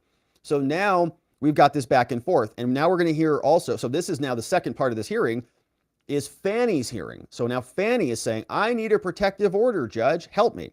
Motion by a non-party deponent for a protective order. Mr. Axum and Ms. Hastings has filed a response to that. Before we get started, Mr. Axum, Ms. Hastings, I'll go ahead and tell you both. I've read the pleadings, so you don't have to read them back to me. Okay, you're making your arguments. He's like, let's go fast. Mr. Axum, if criminal you judge, would, let's go. Sir, I just need for you to focus your argument today on subsection 1 of your motion for protective order, if you don't mind. So you may proceed, Mr. Axum. Okay, this is Fani's lawyer. Okay, thank you, Judge. Give me 1 second.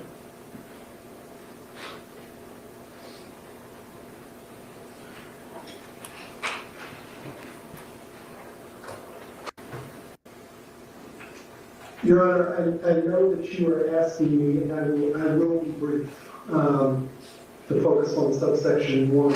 I think there is some low-hanging fruit that I don't know if it's come up. I don't know if the court had the opportunity to examine it. But before we get to subsection 1, I really do apologize. I would like to handle the issue as to whether the 2 subpoenas that have been served are defective.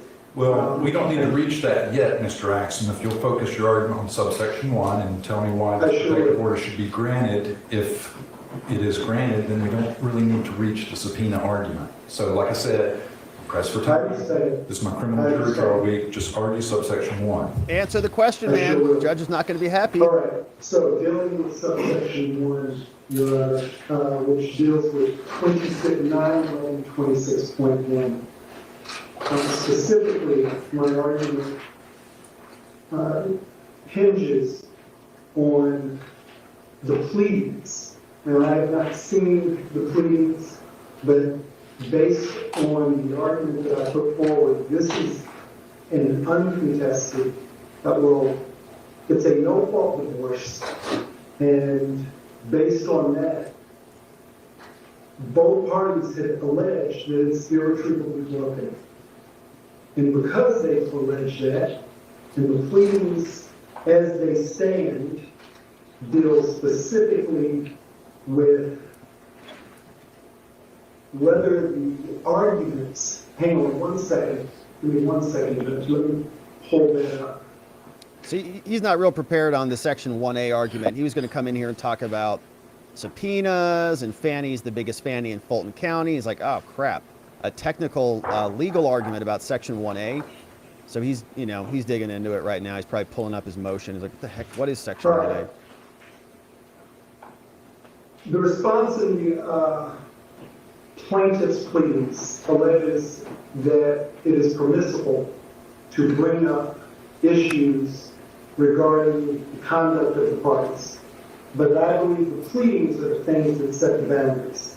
So in this case, the no-fault discovery alleging adultery is not relevant. The defendant brings up in the response that the plaintiff did not tell the defendant he was separated. Plaintiff did not comply with discovery until the motion was actually filed. The plaintiff may have used marital funds for the trip, but every one of those issues involves the plaintiff's actions during the divorce. Had nothing to do with Ms. Willis. Okay, so this is basically the no takebacks defense. So you know, like when you make a decision, like, oh, I want the red one or I want the blue one. You're like, oh man, no, actually, I do want the blue one. I don't want the red one. You're like, sorry, no takebacks. Sorry, you picked it. This is another thing that my brothers and I used to get into a lot. I want that one. No, I don't want. Too bad. It's yours. You already picked it. It's yours. No decisions. Sorry, take it. Drive it. Yeah, it's yours. Have it. Enjoy. So that's basically what he's saying. He's saying, Jocelyn Wade and Nathan Wade, they already said it was irretrievably broken in their original filing. So you can't take that back. That's already been decided. It's done. Forget about the rest of it. Now we learn about adultery because Fanis is getting Willised by Wade everywhere she goes, going on Napa Valley cruises all over the place. A lot of waiting going on. Jocelyn not involved in any of that. So he's trying to say, well, now you don't get to change your original decision. You already said irretrievably broken, so now you can't say infidelity and adultery. No takebacks is what his argument is. The issue before the court, if it's a no-fault divorce, it's no fault already. It's irretrievably broken. We already said that. Is how do you divide the marital assets? And that is the issue that was brought up in the response. So specifically, we're dealing with equitable division of the marital estate, the dissipation of the marital assets, and the plaintiff's capacity to provide spousal support. So those three things are the things that the court has to deal with. All of those things sit squarely with the plaintiff. Ms. Willis does not share any accounts with him. D.A. Willis does not determine what he spends his money on.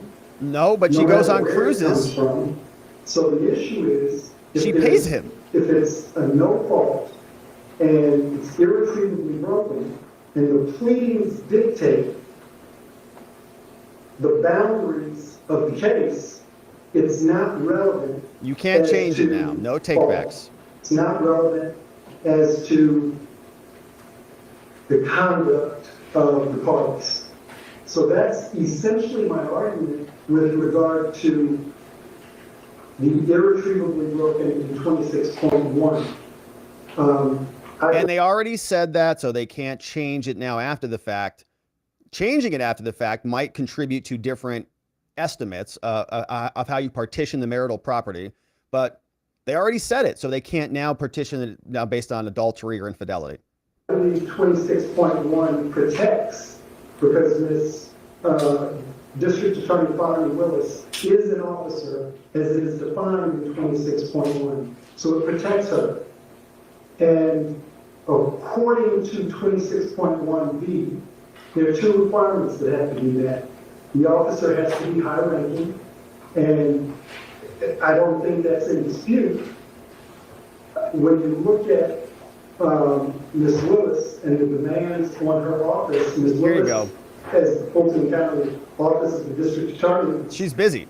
The only way I can put this into context is to give you some background on that. She manages a staff. Okay, this is the I'm the biggest Fani and Fulton defense. So we had no takebacks defense. Now this is the biggest Fani and Fulton defense coming up. 360 plus lawyers and staff.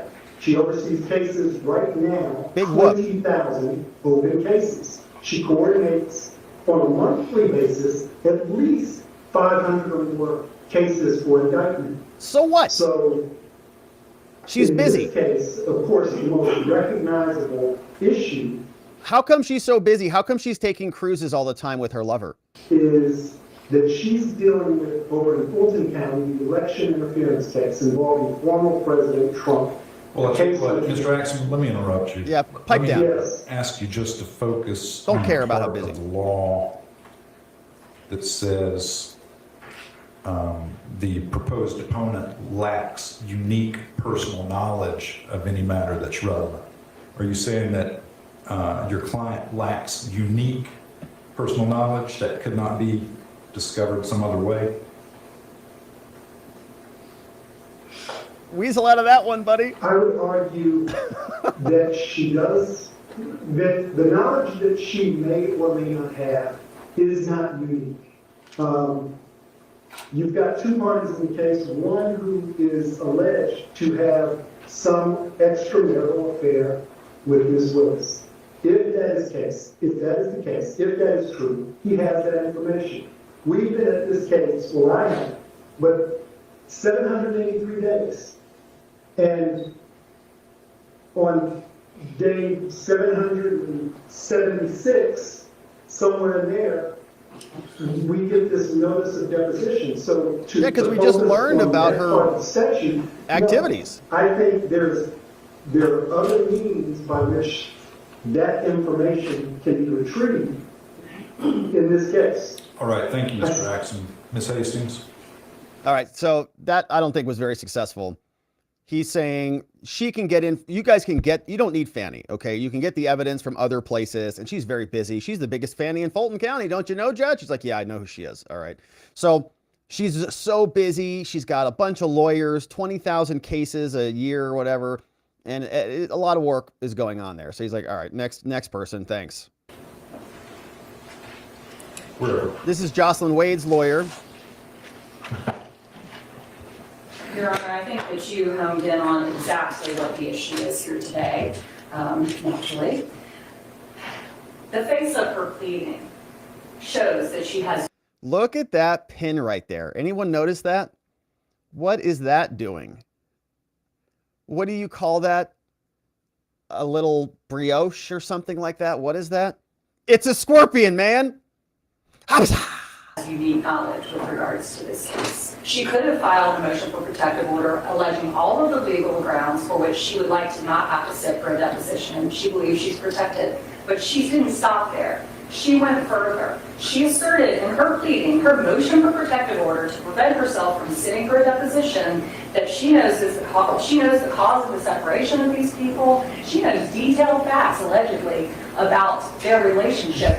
And albeit we'll deal with the falsity of those at a different hearing, that's what she said. She said it in her pleading. So on its face, her argument fails that she does not have unique knowledge with regards to the party's marriage and this situation. Beyond that, Your Honor, I would turn the court, obviously, to 91126C and Ewing versus Ewing, which clearly states a party seeking a protective order with regards to discovery, when a party does, the trial court may make an order which justice requires to protect the party or person from annoyance, harassment, oppression, etc. However, protective orders should not be awarded when the effect is to frustrate and prevent legitimate discovery. Furthermore, the Georgia Court of Appeals has held that protective orders are intended to be protective, not prohibitive. And that's exactly what DA Willis is seeking to do in this case. She's not seeking protection, she's seeking prohibition of our ability to access facts. I can state as an officer of the court in my place here today that the first time in the 783 days that this case has been pending, the first time that I heard that the alleged cause of the separation was some false claim with regards to my client in 2017 was in her pleading. Yeah. So she was accusing Jocelyn of cheating on Nathan. And that's very inappropriate. I have questions, and that's just the beginning of it. Yeah, me too. Furthermore, Your Honor, the black letter law in the state is that in divorce cases, in which equitable division of property is at issue, the conduct of the parties, including evidence of the spouse's alleged adultery, is relevant and admissible. We don't have to plead adultery in the initial petition. That's right. But we also have the ability under OCGA 91115 to amend the pleadings anytime up until the entry of a pretrial order.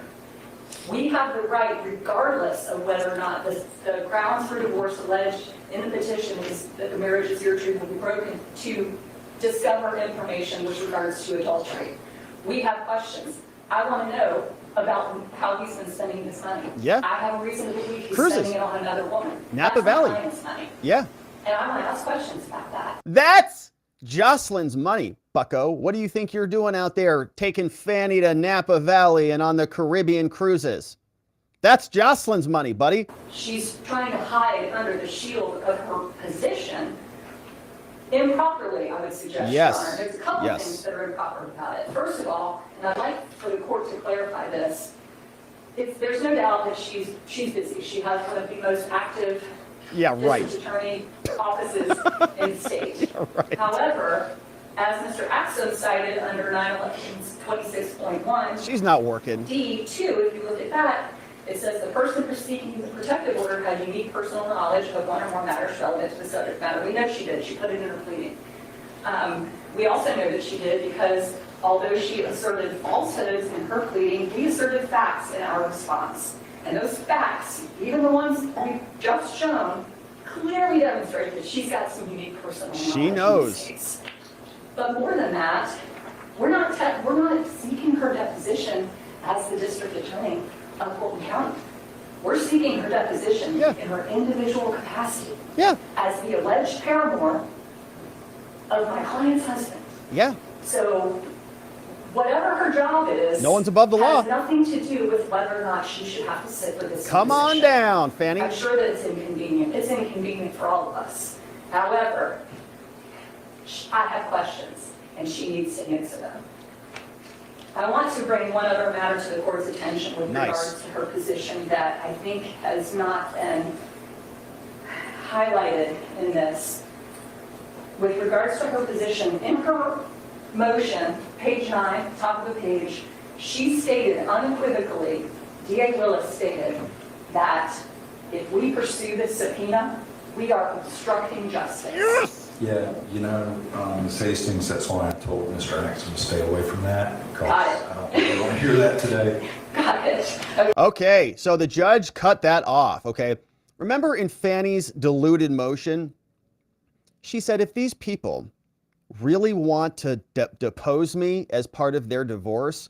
She accused this attorney and Jocelyn of obstruction, interfering with their prosecution of Donald Trump, obstructing the proceeding. I'm thinking, oh my gosh, Jocelyn Wade is the newest insurrectionist. Wow, maybe they're going to indict her too, Fani, indict her for another RICO case.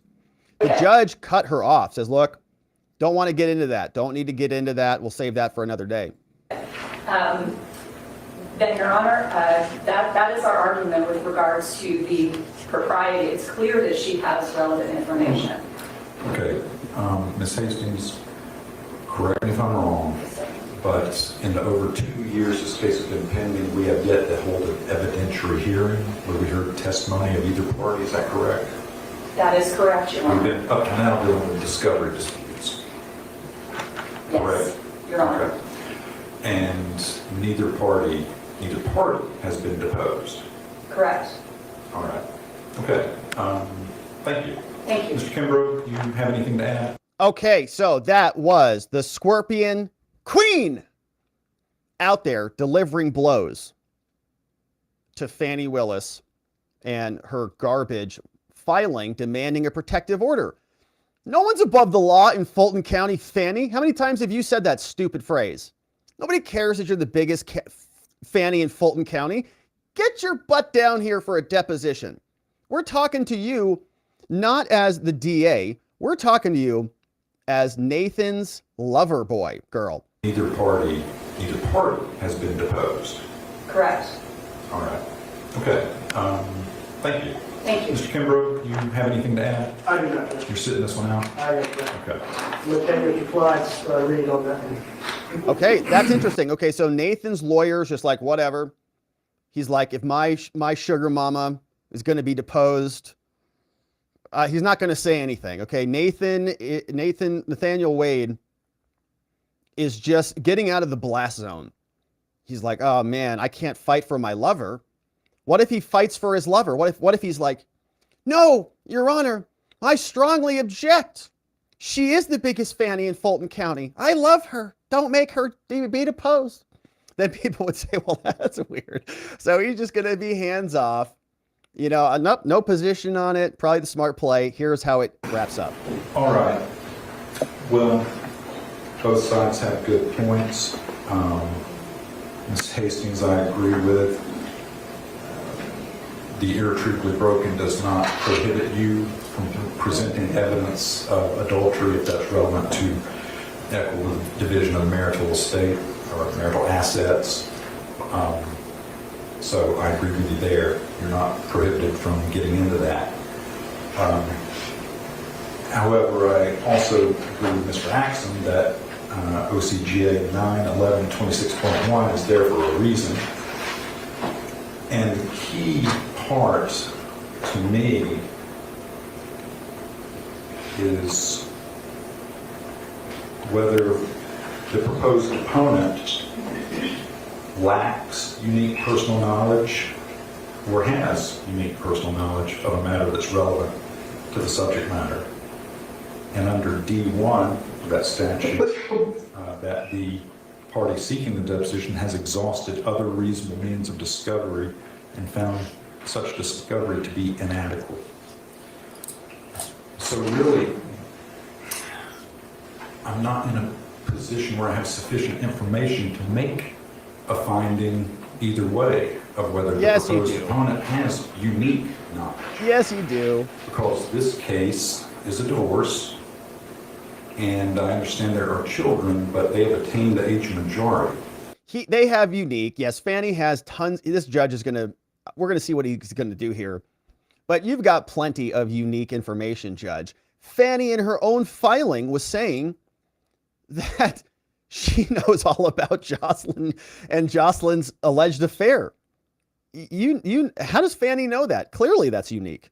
So we don't have to deal with child custody or visitation or child support or who's going to have the final say on medical or educational or religious issues. So that takes out a large portion of what people normally fight over in divorces. It seems to me, if and correct me if I'm wrong, that what we have here is a math problem. Equitable division of the marital assets after determining what they actually want, alimony, and attorney's fees. That's a mathematical equation that we need to solve. The solution will be a number, or 3 numbers, but the numbers will be expressed in dollars and cents. And without Mr. Wade having been deposed yet or given sworn testimony yet, I'll note for the record we have a hearing set for 9 days away. Yes, we do. Where sworn testimony can be presented.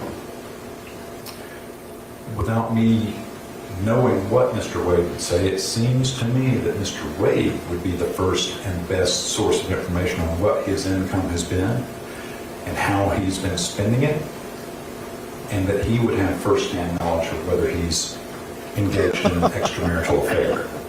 Only after I hear what Mr. Wade has to say do I think I can make a determination of whether the proposed opponent has any unique knowledge about these issues. Because once again, this is a math problem, and that we need to find a solution to. So, with all that being said, I'm not prepared, Mr. Axum, to grant your protective order, but since the deposition is set for tomorrow and our first evidentiary hearing is set for the 31st, I will issue a stay. And I will stay the deposition until I'm in a better position to make a determination of whether the proposed opponent would have any unique knowledge, unique being the key word there. Oh, she does. That is not possessed by Mr. Wade himself. Oh, yes, she does. Now, if there's not anything else, I need to see a jury in a criminal case. Anything else? Nothing further. Thank you, Mr. Axon. Ms. Hastings? Nothing further. Mr. Kimbrough? Nothing further, Judge. Thank you. Y'all can... All right, thank you, Judge. So, my friends, that is the hearing. And so just to summarize what this judge has done is he's basically saying, look, Fani was supposed to be scheduled tomorrow for a deposition. Obviously, that's very soon. So I'm going to bump that. I'm going to stay that. So we don't know if that deposition with Fani is going to happen or not. But we have another evidentiary hearing where we're going to hear testimony from, I would presume, Nathan Wade. And the attorney for Jocelyn is going to be able to get into that and ask him questions about, well, what is this Caribbean cruise for? What are these airline tickets for? What is this Napa Valley entry for? Who did you go with? What is this name here? It says Fani Willis on this entry. What is that the same one? Wow. Weird. So you were spending tens of thousands of dollars, presumably, on these cruises and on all these trips and flights and everything on another woman. When you were going through a divorce, you were spending all of those, you were still married, so all of those assets are still marital assets coming in. You were trying to hide that money away from your ex, and you were taking your sugar mama on trips all around the world. So that's going to be fun. So when they talk about alimony and negotiations and, the division of marital assets, maybe they'll say, oh, well, I was going to give you the house, Nathan, but since you dropped $100,000 on your lover, how about I take the house now? That's going to be mine now. And how about that car? That's mine too. And how about that? Oh, that's mine too. Thanks for playing. And so I certainly think, well, we'll see if Fani ultimately comes in and testifies. I think she's got a ton of knowledge. I mean, she's on the other end of that. Now, what they're going to try to do is say, look, and maybe Nathan comes clean, all right? Maybe he just comes clean to save Fani Willis. He kind of falls on the sword. He goes in there at the evidentiary hearing. He spills his guts on everything. This is, in other words, making Fani irrelevant. So you don't actually need to talk to her. The other side, they get everything they want. Jocelyn Wade has a nice, victorious divorce. She comes out with a ton of property, nice alimony, and whatever, right? I think that this is where this is going. And if Fani can be precluded from that, Nathan might be willing to do that, right? Nathan will settle. I'll settle this. Just leave Fani out of it. So Nathan will be deposed or, present first, testify first at the evidentiary hearing. And then from there, maybe they'll renew or they'll ask the judge to lift the stay, bring back the actual deposition subpoena for Fani, and we'll come back and do it again. So pretty interesting hearing, pretty quick, and you can see kind of a split verdict on this one. So, of course, the case in Georgia is going to be unsealed, and we can't wait to see what is inside of that. And then we'll also see if Fani ultimately has to testify or not. But my friends, we're going to be here continuing to cover this and more. All the Trump trials, all of these prosecutions across the country, we are here every day unpacking them. And so thanks for subscribing wherever it is you're watching this. Thanks for sharing the show with a friend or family member. We go live at this time every day. We've also got our website, robertgovea.com, which is down in the description below. Head on over there. You can download the PDFs that we cover here on the show. You can review the reports that are there. You can even access this mind map on the that we cover right here on the show at robertgovea.com. The link is down in the description, and we will see you back here on the next one. All right, my friends. Well, that is it for us on the day. We covered some good ground. Fani fighting the subpoena, and we'll see what happens. We've got Liz Cheney and the J6 committee deleting evidence, including encrypted evidence, and Donald Trump's trial was postponed. But we'll see what happens tomorrow. If he's back, we'll have testimony tomorrow or Wednesday in the New York case. But now, my friends, it is time to hear from you, our friends over on watchingthewatchers.locals.com, our friends on YouTube, our friends on Rumble. Man, I see some amazing super chats in here today. Thank you, my friends, for sending all of these in. We had a big show today, so shout out to all 8,000 of you people. Really grateful that you're here and joining us, man. It's so awesome to see energy around these stories, and I'm just humbled. I'm like totally shocked. It's really great to see everybody. Thanks for being here, and thanks for subscribing. We've got this one from Wolfgang Deo. Says Wolfgang Deo hates the French and the Statue of Liberty. Well, that's, you know, life's complicated out there. Good to see you. This is, I don't even know what name is this from. Is that Wolfgang? Is that you? It's good to see you. Thanks for getting us started on the day. Let's see what else we've got. We've got some good donos that came in, and we're going to start here with George. Praise him. Says DeSantis for AG. Maybe.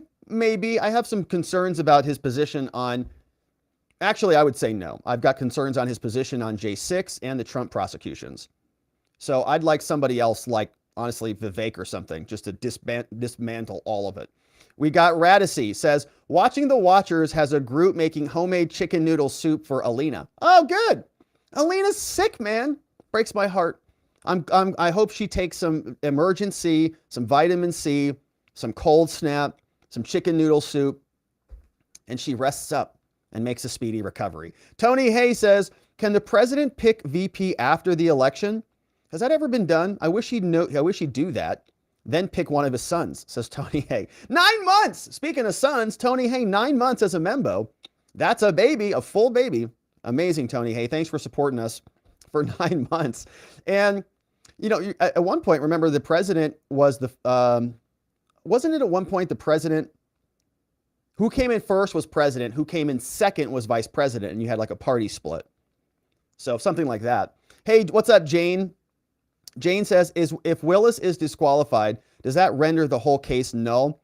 No. Basically, you can disqualify a prosecutor's office, and this happens, like there's conflicts of interest, and sometimes the whole office is disqualified. Basically, they would just bring in a new prosecutor, probably a new county, probably different county. Just say, can your county handle this? Now, the question would be, are there any notes in the case file? So remember, Nathan Wade doesn't like to take notes. He just keeps it all up in here. So if they deliver the case file to someone else, I think the case is terrible, which is why they've got 4 diversion deals and 0 convictions. So I think that like another prosecutor might look at this and say, this is insane. So I'm not going to prosecute this. And they're definitely not going to get it done before the election. So I think it's pretty much dead on arrival. We'll see. Now, this one from NY says, Trump can ignore MSNBC. No one watches that racist communist network. Time to move on. They're not interested in the well-being of the country. Chubby says, we all know they'd hold a trial of Trump on election day if they need to. Even if there was a rule on the books prohibiting it, they'd make up some excuse like they have for everything else. I think you're right about that. They would, it's break glass in case of, of emergency. Holding a trial in like October, that's like the least serious thing that they've done. It's like you expect them to do that. Everything else is much more serious. Hey, NY says MSNBC is literally the media arm of the Biden White House and employs, Jen Psaki, her hit show, Inside Jen, and makes no mention of any bias. Weissmann and Biden's cronies think that they can charge a president's political opponent and attempt to keep Trump off the ballot. That's what they're trying. They're in full swing in that operation. Ricky Sky over on Rumble. What's up, Ricky? And shout out to our friends on Rumble says, can I sue Big Fani for site pollution? Oh, man, I wish. We'd have a much better looking country, wouldn't we? For site pollution, if we could just sue everybody. Yeah, Glocky says, they are hopefully subpoenaing all her finances and cases she's tried and people she's hired. So there's a probe coming out. I just saw this was breaking as I was sitting down. Yeah, apparently Georgia Senate to authorize a subpoena powered probe into the alleged Fani Willis misconduct. Oof, that's good stuff. Woodchip says, from what I read, SCOTUS hasn't set a hard determination on the matter. They just lifted the injunction of the lower court and are still considering arguments. Yeah, I think that's true. I think that's right, Woodchip. I have not read a lot on it. I see the opinion was very small, and I think it may have only been to the injunction, not to the case on the merits. I think you're right, Wood, about that. NY says, if the Supreme Court ignores the Trump ballot issue, that signals the end of the United States of America. I agree. And but they've accepted that. So they're going to hear oral arguments on that, right? The Colorado case has been accepted. If the 14th Amendment will now be weaponized, super impeachment, making the presidency akin to a minister of the legislature, someone who serves at the pleasure of the majority in Congress. Even worse, the Republicans in kind would strike Biden from the ballot. That's it. The first shots are fired. I would agree with that. If Trump is not on the ballot because SCOTUS decides that, that's the beginning of the end. That would be, for me personally, I would say, oh, that's the moment. That's the ruling. And then we would see a lot of consequences from there. Glocky says, if you aren't on at least 3 government watch lists, your memes are probably terrible. Official United States government watch list member. It's good to have you. Yeah, many of us are on. If you even liked Donald Trump's posts, then yeah, you might be on a list. Here's one from Glocky. So this guy's hanging out here. Bam, feds bop in there. Then the FBI is arresting this dude. And then they say, not going to lie, brother, these memes were pretty funny. They are funny. That's why you got arrested. M. Jenk says, what can SCOTUS do to any party like Abbott that disobeys their rulings? Abbott should tell SCOTUS to pound sand. Yeah, not much. Not much. Andrew Jackson has that quote. He says, oh, SCOTUS made their ruling. Now let them enforce it. What are they going to do about it? If Texas says you're not coming into Eagle Pass, I don't know. What are the feds going to do? Feds just wave their order around? We got an order from the Supreme Court. I don't care. It's our state. Get out of here. Maybe that'll happen. Tony, hey, what's up, Tony? Bringing in 5 membos. Johnny Boy's coming in. Terry B. Eric with a K. Forbidden Ruin. And another one from Remy is also in the house. H. Remy coming in, courtesy of Tony Hay Munkets. This one from Glocky says, the FBI censor me friends memes because they're funny. This one from Donut. What's up, Donut? Oh, no, this one is from Donut's Clipping. This one's from another one from Tony Hay. What's up, Tony Hay? Bringing in Darren M, Becca G, Clinton G, The Unexpected, and Heather R coming in as our newest membos. And so membos, don't forget to grab the Telegram link, navigate over to the community tab section on YouTube, scroll down, grab that link, and we'll see you in the after party. What's up? This one, Glocky, sharing this one. Speaking of VPNs, says, this is the FBI monitoring my activity. My VPN location. Hey, we got VPN sponsor today. Down below, private internet access. Grab the link. So FBI is monitoring my activity. And this is this guy. Who is this guy in this pink outfit? What is that even? It's hilarious. My VPN location set to Epstein's Island, so they no longer care what I do. Oh my gosh. Okay. This is Lady Justice being held down by the FBI and DOJ. This image makes my blood boil. like actually mad. And it's true. This one from the FBI agents. Crush says, I like you too. And my FBI agents. When the Crush says, I like you too, all the FBI guys are jumping around because you're in a relationship. That's pretty funny. Okay. Glocky sharing this one, an FBI meme. Inside the hat of the FBI, it says, remember who you're fighting for. He takes his hat off. Remember who you're fighting for. It's Joe Biden and it's Joe and Hunter in the FBI agents' hats, right? That's his hat. I'm fighting for Joe. Yeah. Hey, Mini Wheat says, Rob, watch the Tucker interview with Darren Beattie. Darren did a great job on this, by the way, over at revolver.us, who has the videos with the timestamps of the planting the pipe bombs. I've watched that. I think I read his thread. He put together a great X thread, which I think I retweeted. Sorry, Elon, don't ban me. How the agents acted like they already knew about them and other information about all the new evidence. Shout out to Darren Beattie. Knox saying tips aren't working, except that one did. Barb's Loves Alaska says, is this decision with the SCOTUS just a temporary decision, at least while litigation is ongoing? That was part of the reporting regarding the southern border barbed wire cutting. Yeah, I think it was only as it related to the injunction. So the injunction was what can happen while this is all still pending? So Texas, feds can go in, but we'll see what Texas decides to do in response. Knox says, well, now they're working, but I tried ×3. Happy Monday, all. Well, Knox, thank you for trying so hard to tip the show. I appreciate that. I appreciate the effort, Never give up, especially when you're tipping the show. NY says Congress can, with signed legislation or overridden veto, change the jurisdiction of J6 cases and take them outside of Columbia. This is why every election counts. Yeah, and I think Congress sets the jurisdiction of the courts. Maybe they should just disband a DC. Not a bad idea either. Hey, the blind lawyer explained says, wait a minute. Wait, what? Fani gets immunity, but the president doesn't? Well, that's weird.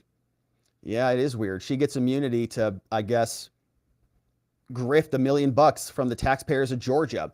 Knox says Fani either had some facial surgery or lost about 30 pounds. Yeah, maybe she's on, a weight plan, or she's doing a fitness challenge like we're doing. Knox says, sorry for the typos. It's either Fani. Oh, we got it, Knox. Yeah. Yeah, she's changed a bunch. Her body, yeah, a lot of different. When I look for pictures, I'm like, is that the same person? Knox says taint refers to a certain part of the anatomy. Yeah. Thank you, Knox. Yes, it does. So if you weren't familiar with what taint means, it also means like when something might be problematic, it's like, oh, it's tainted. But it also refers to an area between the part that, it's called the taint? Do you know why? Because it taints your balls and it ain't your butt or whatever. It ain't either one of them. What's the phrase? It's because it ain't your nuts and it ain't your booty. Whatever the phrase is. I'm trying to keep it PG here. It's a family show. All right, we've got this one from Knox. What's up, Knox? Hey, and this one is my FBI agent. And then this is, what's his name? John Daly, I think. He's just smoking at the FBI agent. Hey, shout out to the feds in the chat, okay? Bring your crayons for the show. NY says, my question, how was the file sealed without a proper hearing? The judge has some questions to answer. Says it's an illegal seal. The Georgia statute states it must require a hearing. It cannot be done with a consent decree. Yeah, I would like to know about that. Yeah, I have some questions about that too. Why was that judge like, oh, sealed up? Yeah, perfect. Maybe because it was a consent and the judge was like, okay, you agree. Sounds like it's an easy case, no problem, but I don't know. Good to see you, NY. Stephen Mosher says, sorry, Trump accused Ron of grooming. No peace from Stephen. Well, there's going to be a little bit of bad blood out there for a while between the Trump side and the DeSantis side. I'm ready to make peace. That's okay, you guys. We're a little bit. We all go through phases in our lives. It's a weird phase. You're like, yeah, I like Marilyn Manson or something. You're like, yeah, he's great. I'm like, okay, well, that was kind of a weird phase, but it's okay. We're all growing up. We're all coming back together. And so all of our DeSantis people, come on in here. Come here. Bring it. Okay, that's good. It's going to be okay. Just make sure you vote Trump and don't do it again, okay? Just come, okay. So good to see you, Stephen. Knox says, check out that giant scorpion on Jocelyn's lawyer's jacket. And Knox, thanks for saying this. I was going to miss that, by the way. I didn't see it the first time around. So thanks for the flag. Glocky says, I'm telling you, man, Fulton County is corrupt. This is just the tip of the iceberg. Judges, lawyers, sheriff department personnel, they're all going to get ensnared in this, especially since they were laundering COVID funds. Yeah, and they had water main breaks on election night. Chubby says, it's also important to remember that Jocelyn's response to Fani filing informed us that Wade had been the unfaithful one. Something tells me he didn't tell Fani that little nugget. No, he did not. No, he did not. Okay, Nathan's like in a big, he's kind of busted. I don't know what he's going to say, but yeah, you can't double dip, man. You can't do it. You get busted. NY says, the divorce isn't final, so either party can change their strategy. What's up, Red One, our newest supporter over on YouTube? Welcome, Red One.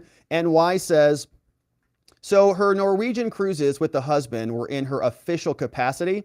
Dance on that pin.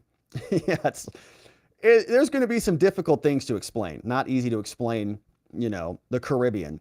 Hey, what's up, Red One? Red One became a membo and then brought in 10 new membos. Red One, thank you for this. Crypto crackheads in the house. Sounds great. Laura, Mr. Null, Julius V, Nutter Brothers here. Cool Comic Guy joined us. Marcia Jones, Don't Mind Me, Forever Cali Girl, and Fresio is in the house, courtesy of our friend Red One. Thank you, Red One, for bringing those in. Patrick H says, she shall always be known as the Scorpion Lady.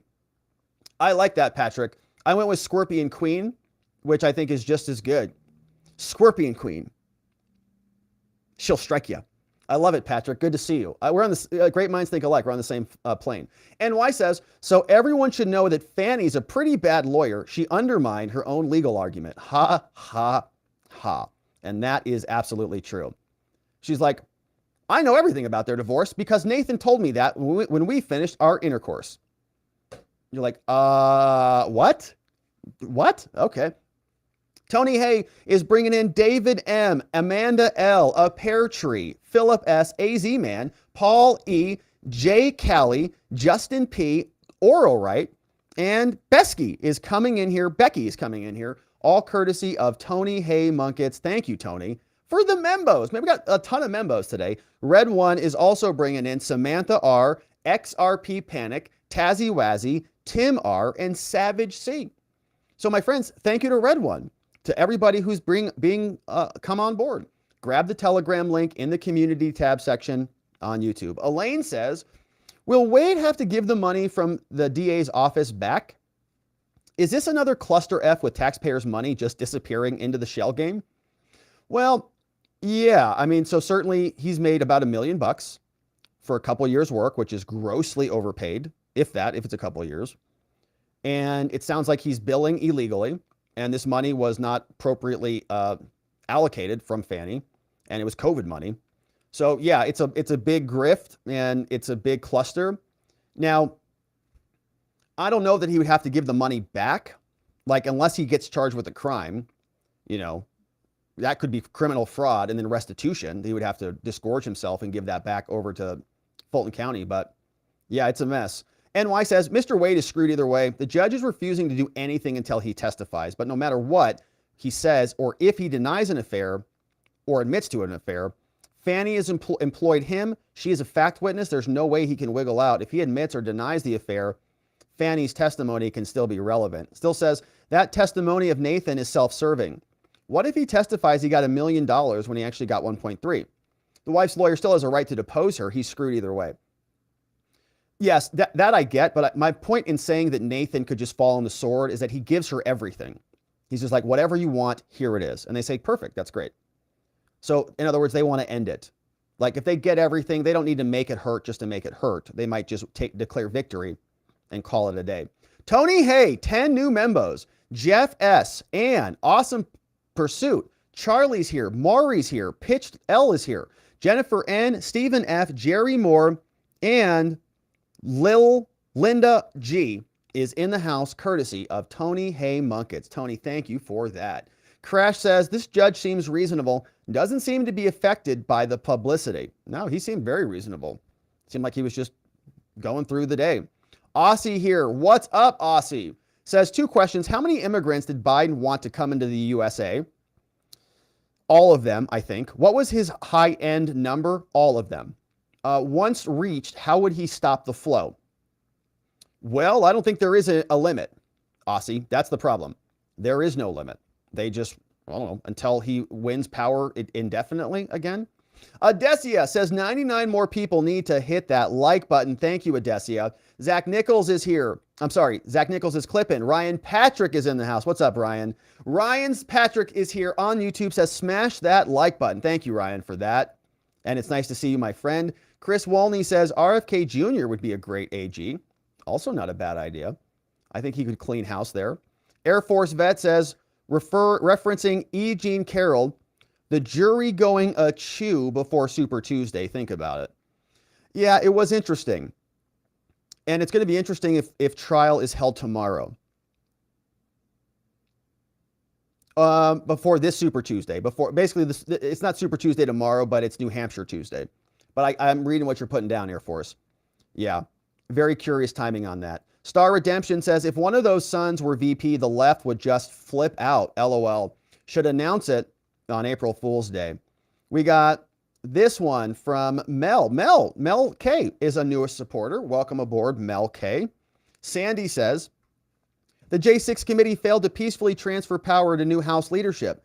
Trump was indicted for an attempted, yet J6 committee succeeded in an unpeaceful transfer of power. Sandy in the house. Good to see you, Sandy. And Baps says, happy 19th anniversary to Don and Melania Trump. Wow. Happy anniversary over there. I did not realize it was their anniversary today. And so happy anniversary to Don and Melania Trump, the president, the first couple. It is their anniversary. Okay, my friends, we're going to say what's up to our friends on X very quickly. Shout outs to Danny McWilliams. We got Hatman. We got Darkside Digital. So yeah, Darkside's talking about the razor wire. We'll probably talk about that tomorrow. Shiloh, Howler Dude. What's up, JB? Mainer's in the house. We got Russ, Jeffersonian, Hand of Chaos, and friends, thank you for this. All says good show, Robert. Thank you for that. Dirty Coins, Russ, Jeffersonian in the house. Very nice to see everybody. We're a little short on time, so just want to shout out and send some X love to our X friends. But my friends, that is it for us on the day. We got a few minutes to wrap up over at watchingthewatchers.locals.com. YouTube friends, join us on Telegram. If you're a YouTube member, grab the Telegram link. Before we wrap it up, want to thank our mods and our meme smiths who mod down the fort for us and keep things oh so beautiful and nice and orderly. Big shout outs to Donut Mind Me, clipping for us, Dog Digger, Janek 909, John Allen in the house, Zach Nichols also clipping for us today. We got Beyond Geo, Zulu's in the house, Ronnie, Cole, Playing Hooky, Just Cause, K-Bean, and our friend Vienticus Prime modding down the fort for us, keeping things nice and orderly. Shout out to our meme smiths, Geegum Geegum, Sleepy Dog Lee, and our friend Nathan NA10 in the house, modding down the fort for us as well. But my friends, that is it for us on the day. We are going over to watchingthewatchers.locals.com for a little bit of an after party. We do members morning streams over there and Saturday shows, so come and check us out. But that is it for us on the day. And so tomorrow, we're going to be back here to get into it all again. It's going to be New Hampshire. Remember, friends don't let friends vote Nikki Haley. We just don't let them do it. Just have a conversation with them. Try to shake some sense into them. But we're going to be back here tomorrow to get into it all again. And so we need to see you right back here so that together, with your help, we can shine that big, beautiful spotlight of accountability and transparency down upon our system with the hope of finding justice. Make it a beautiful night, my friends. Sleep very well. We'll see you right back here tomorrow. Bye-bye.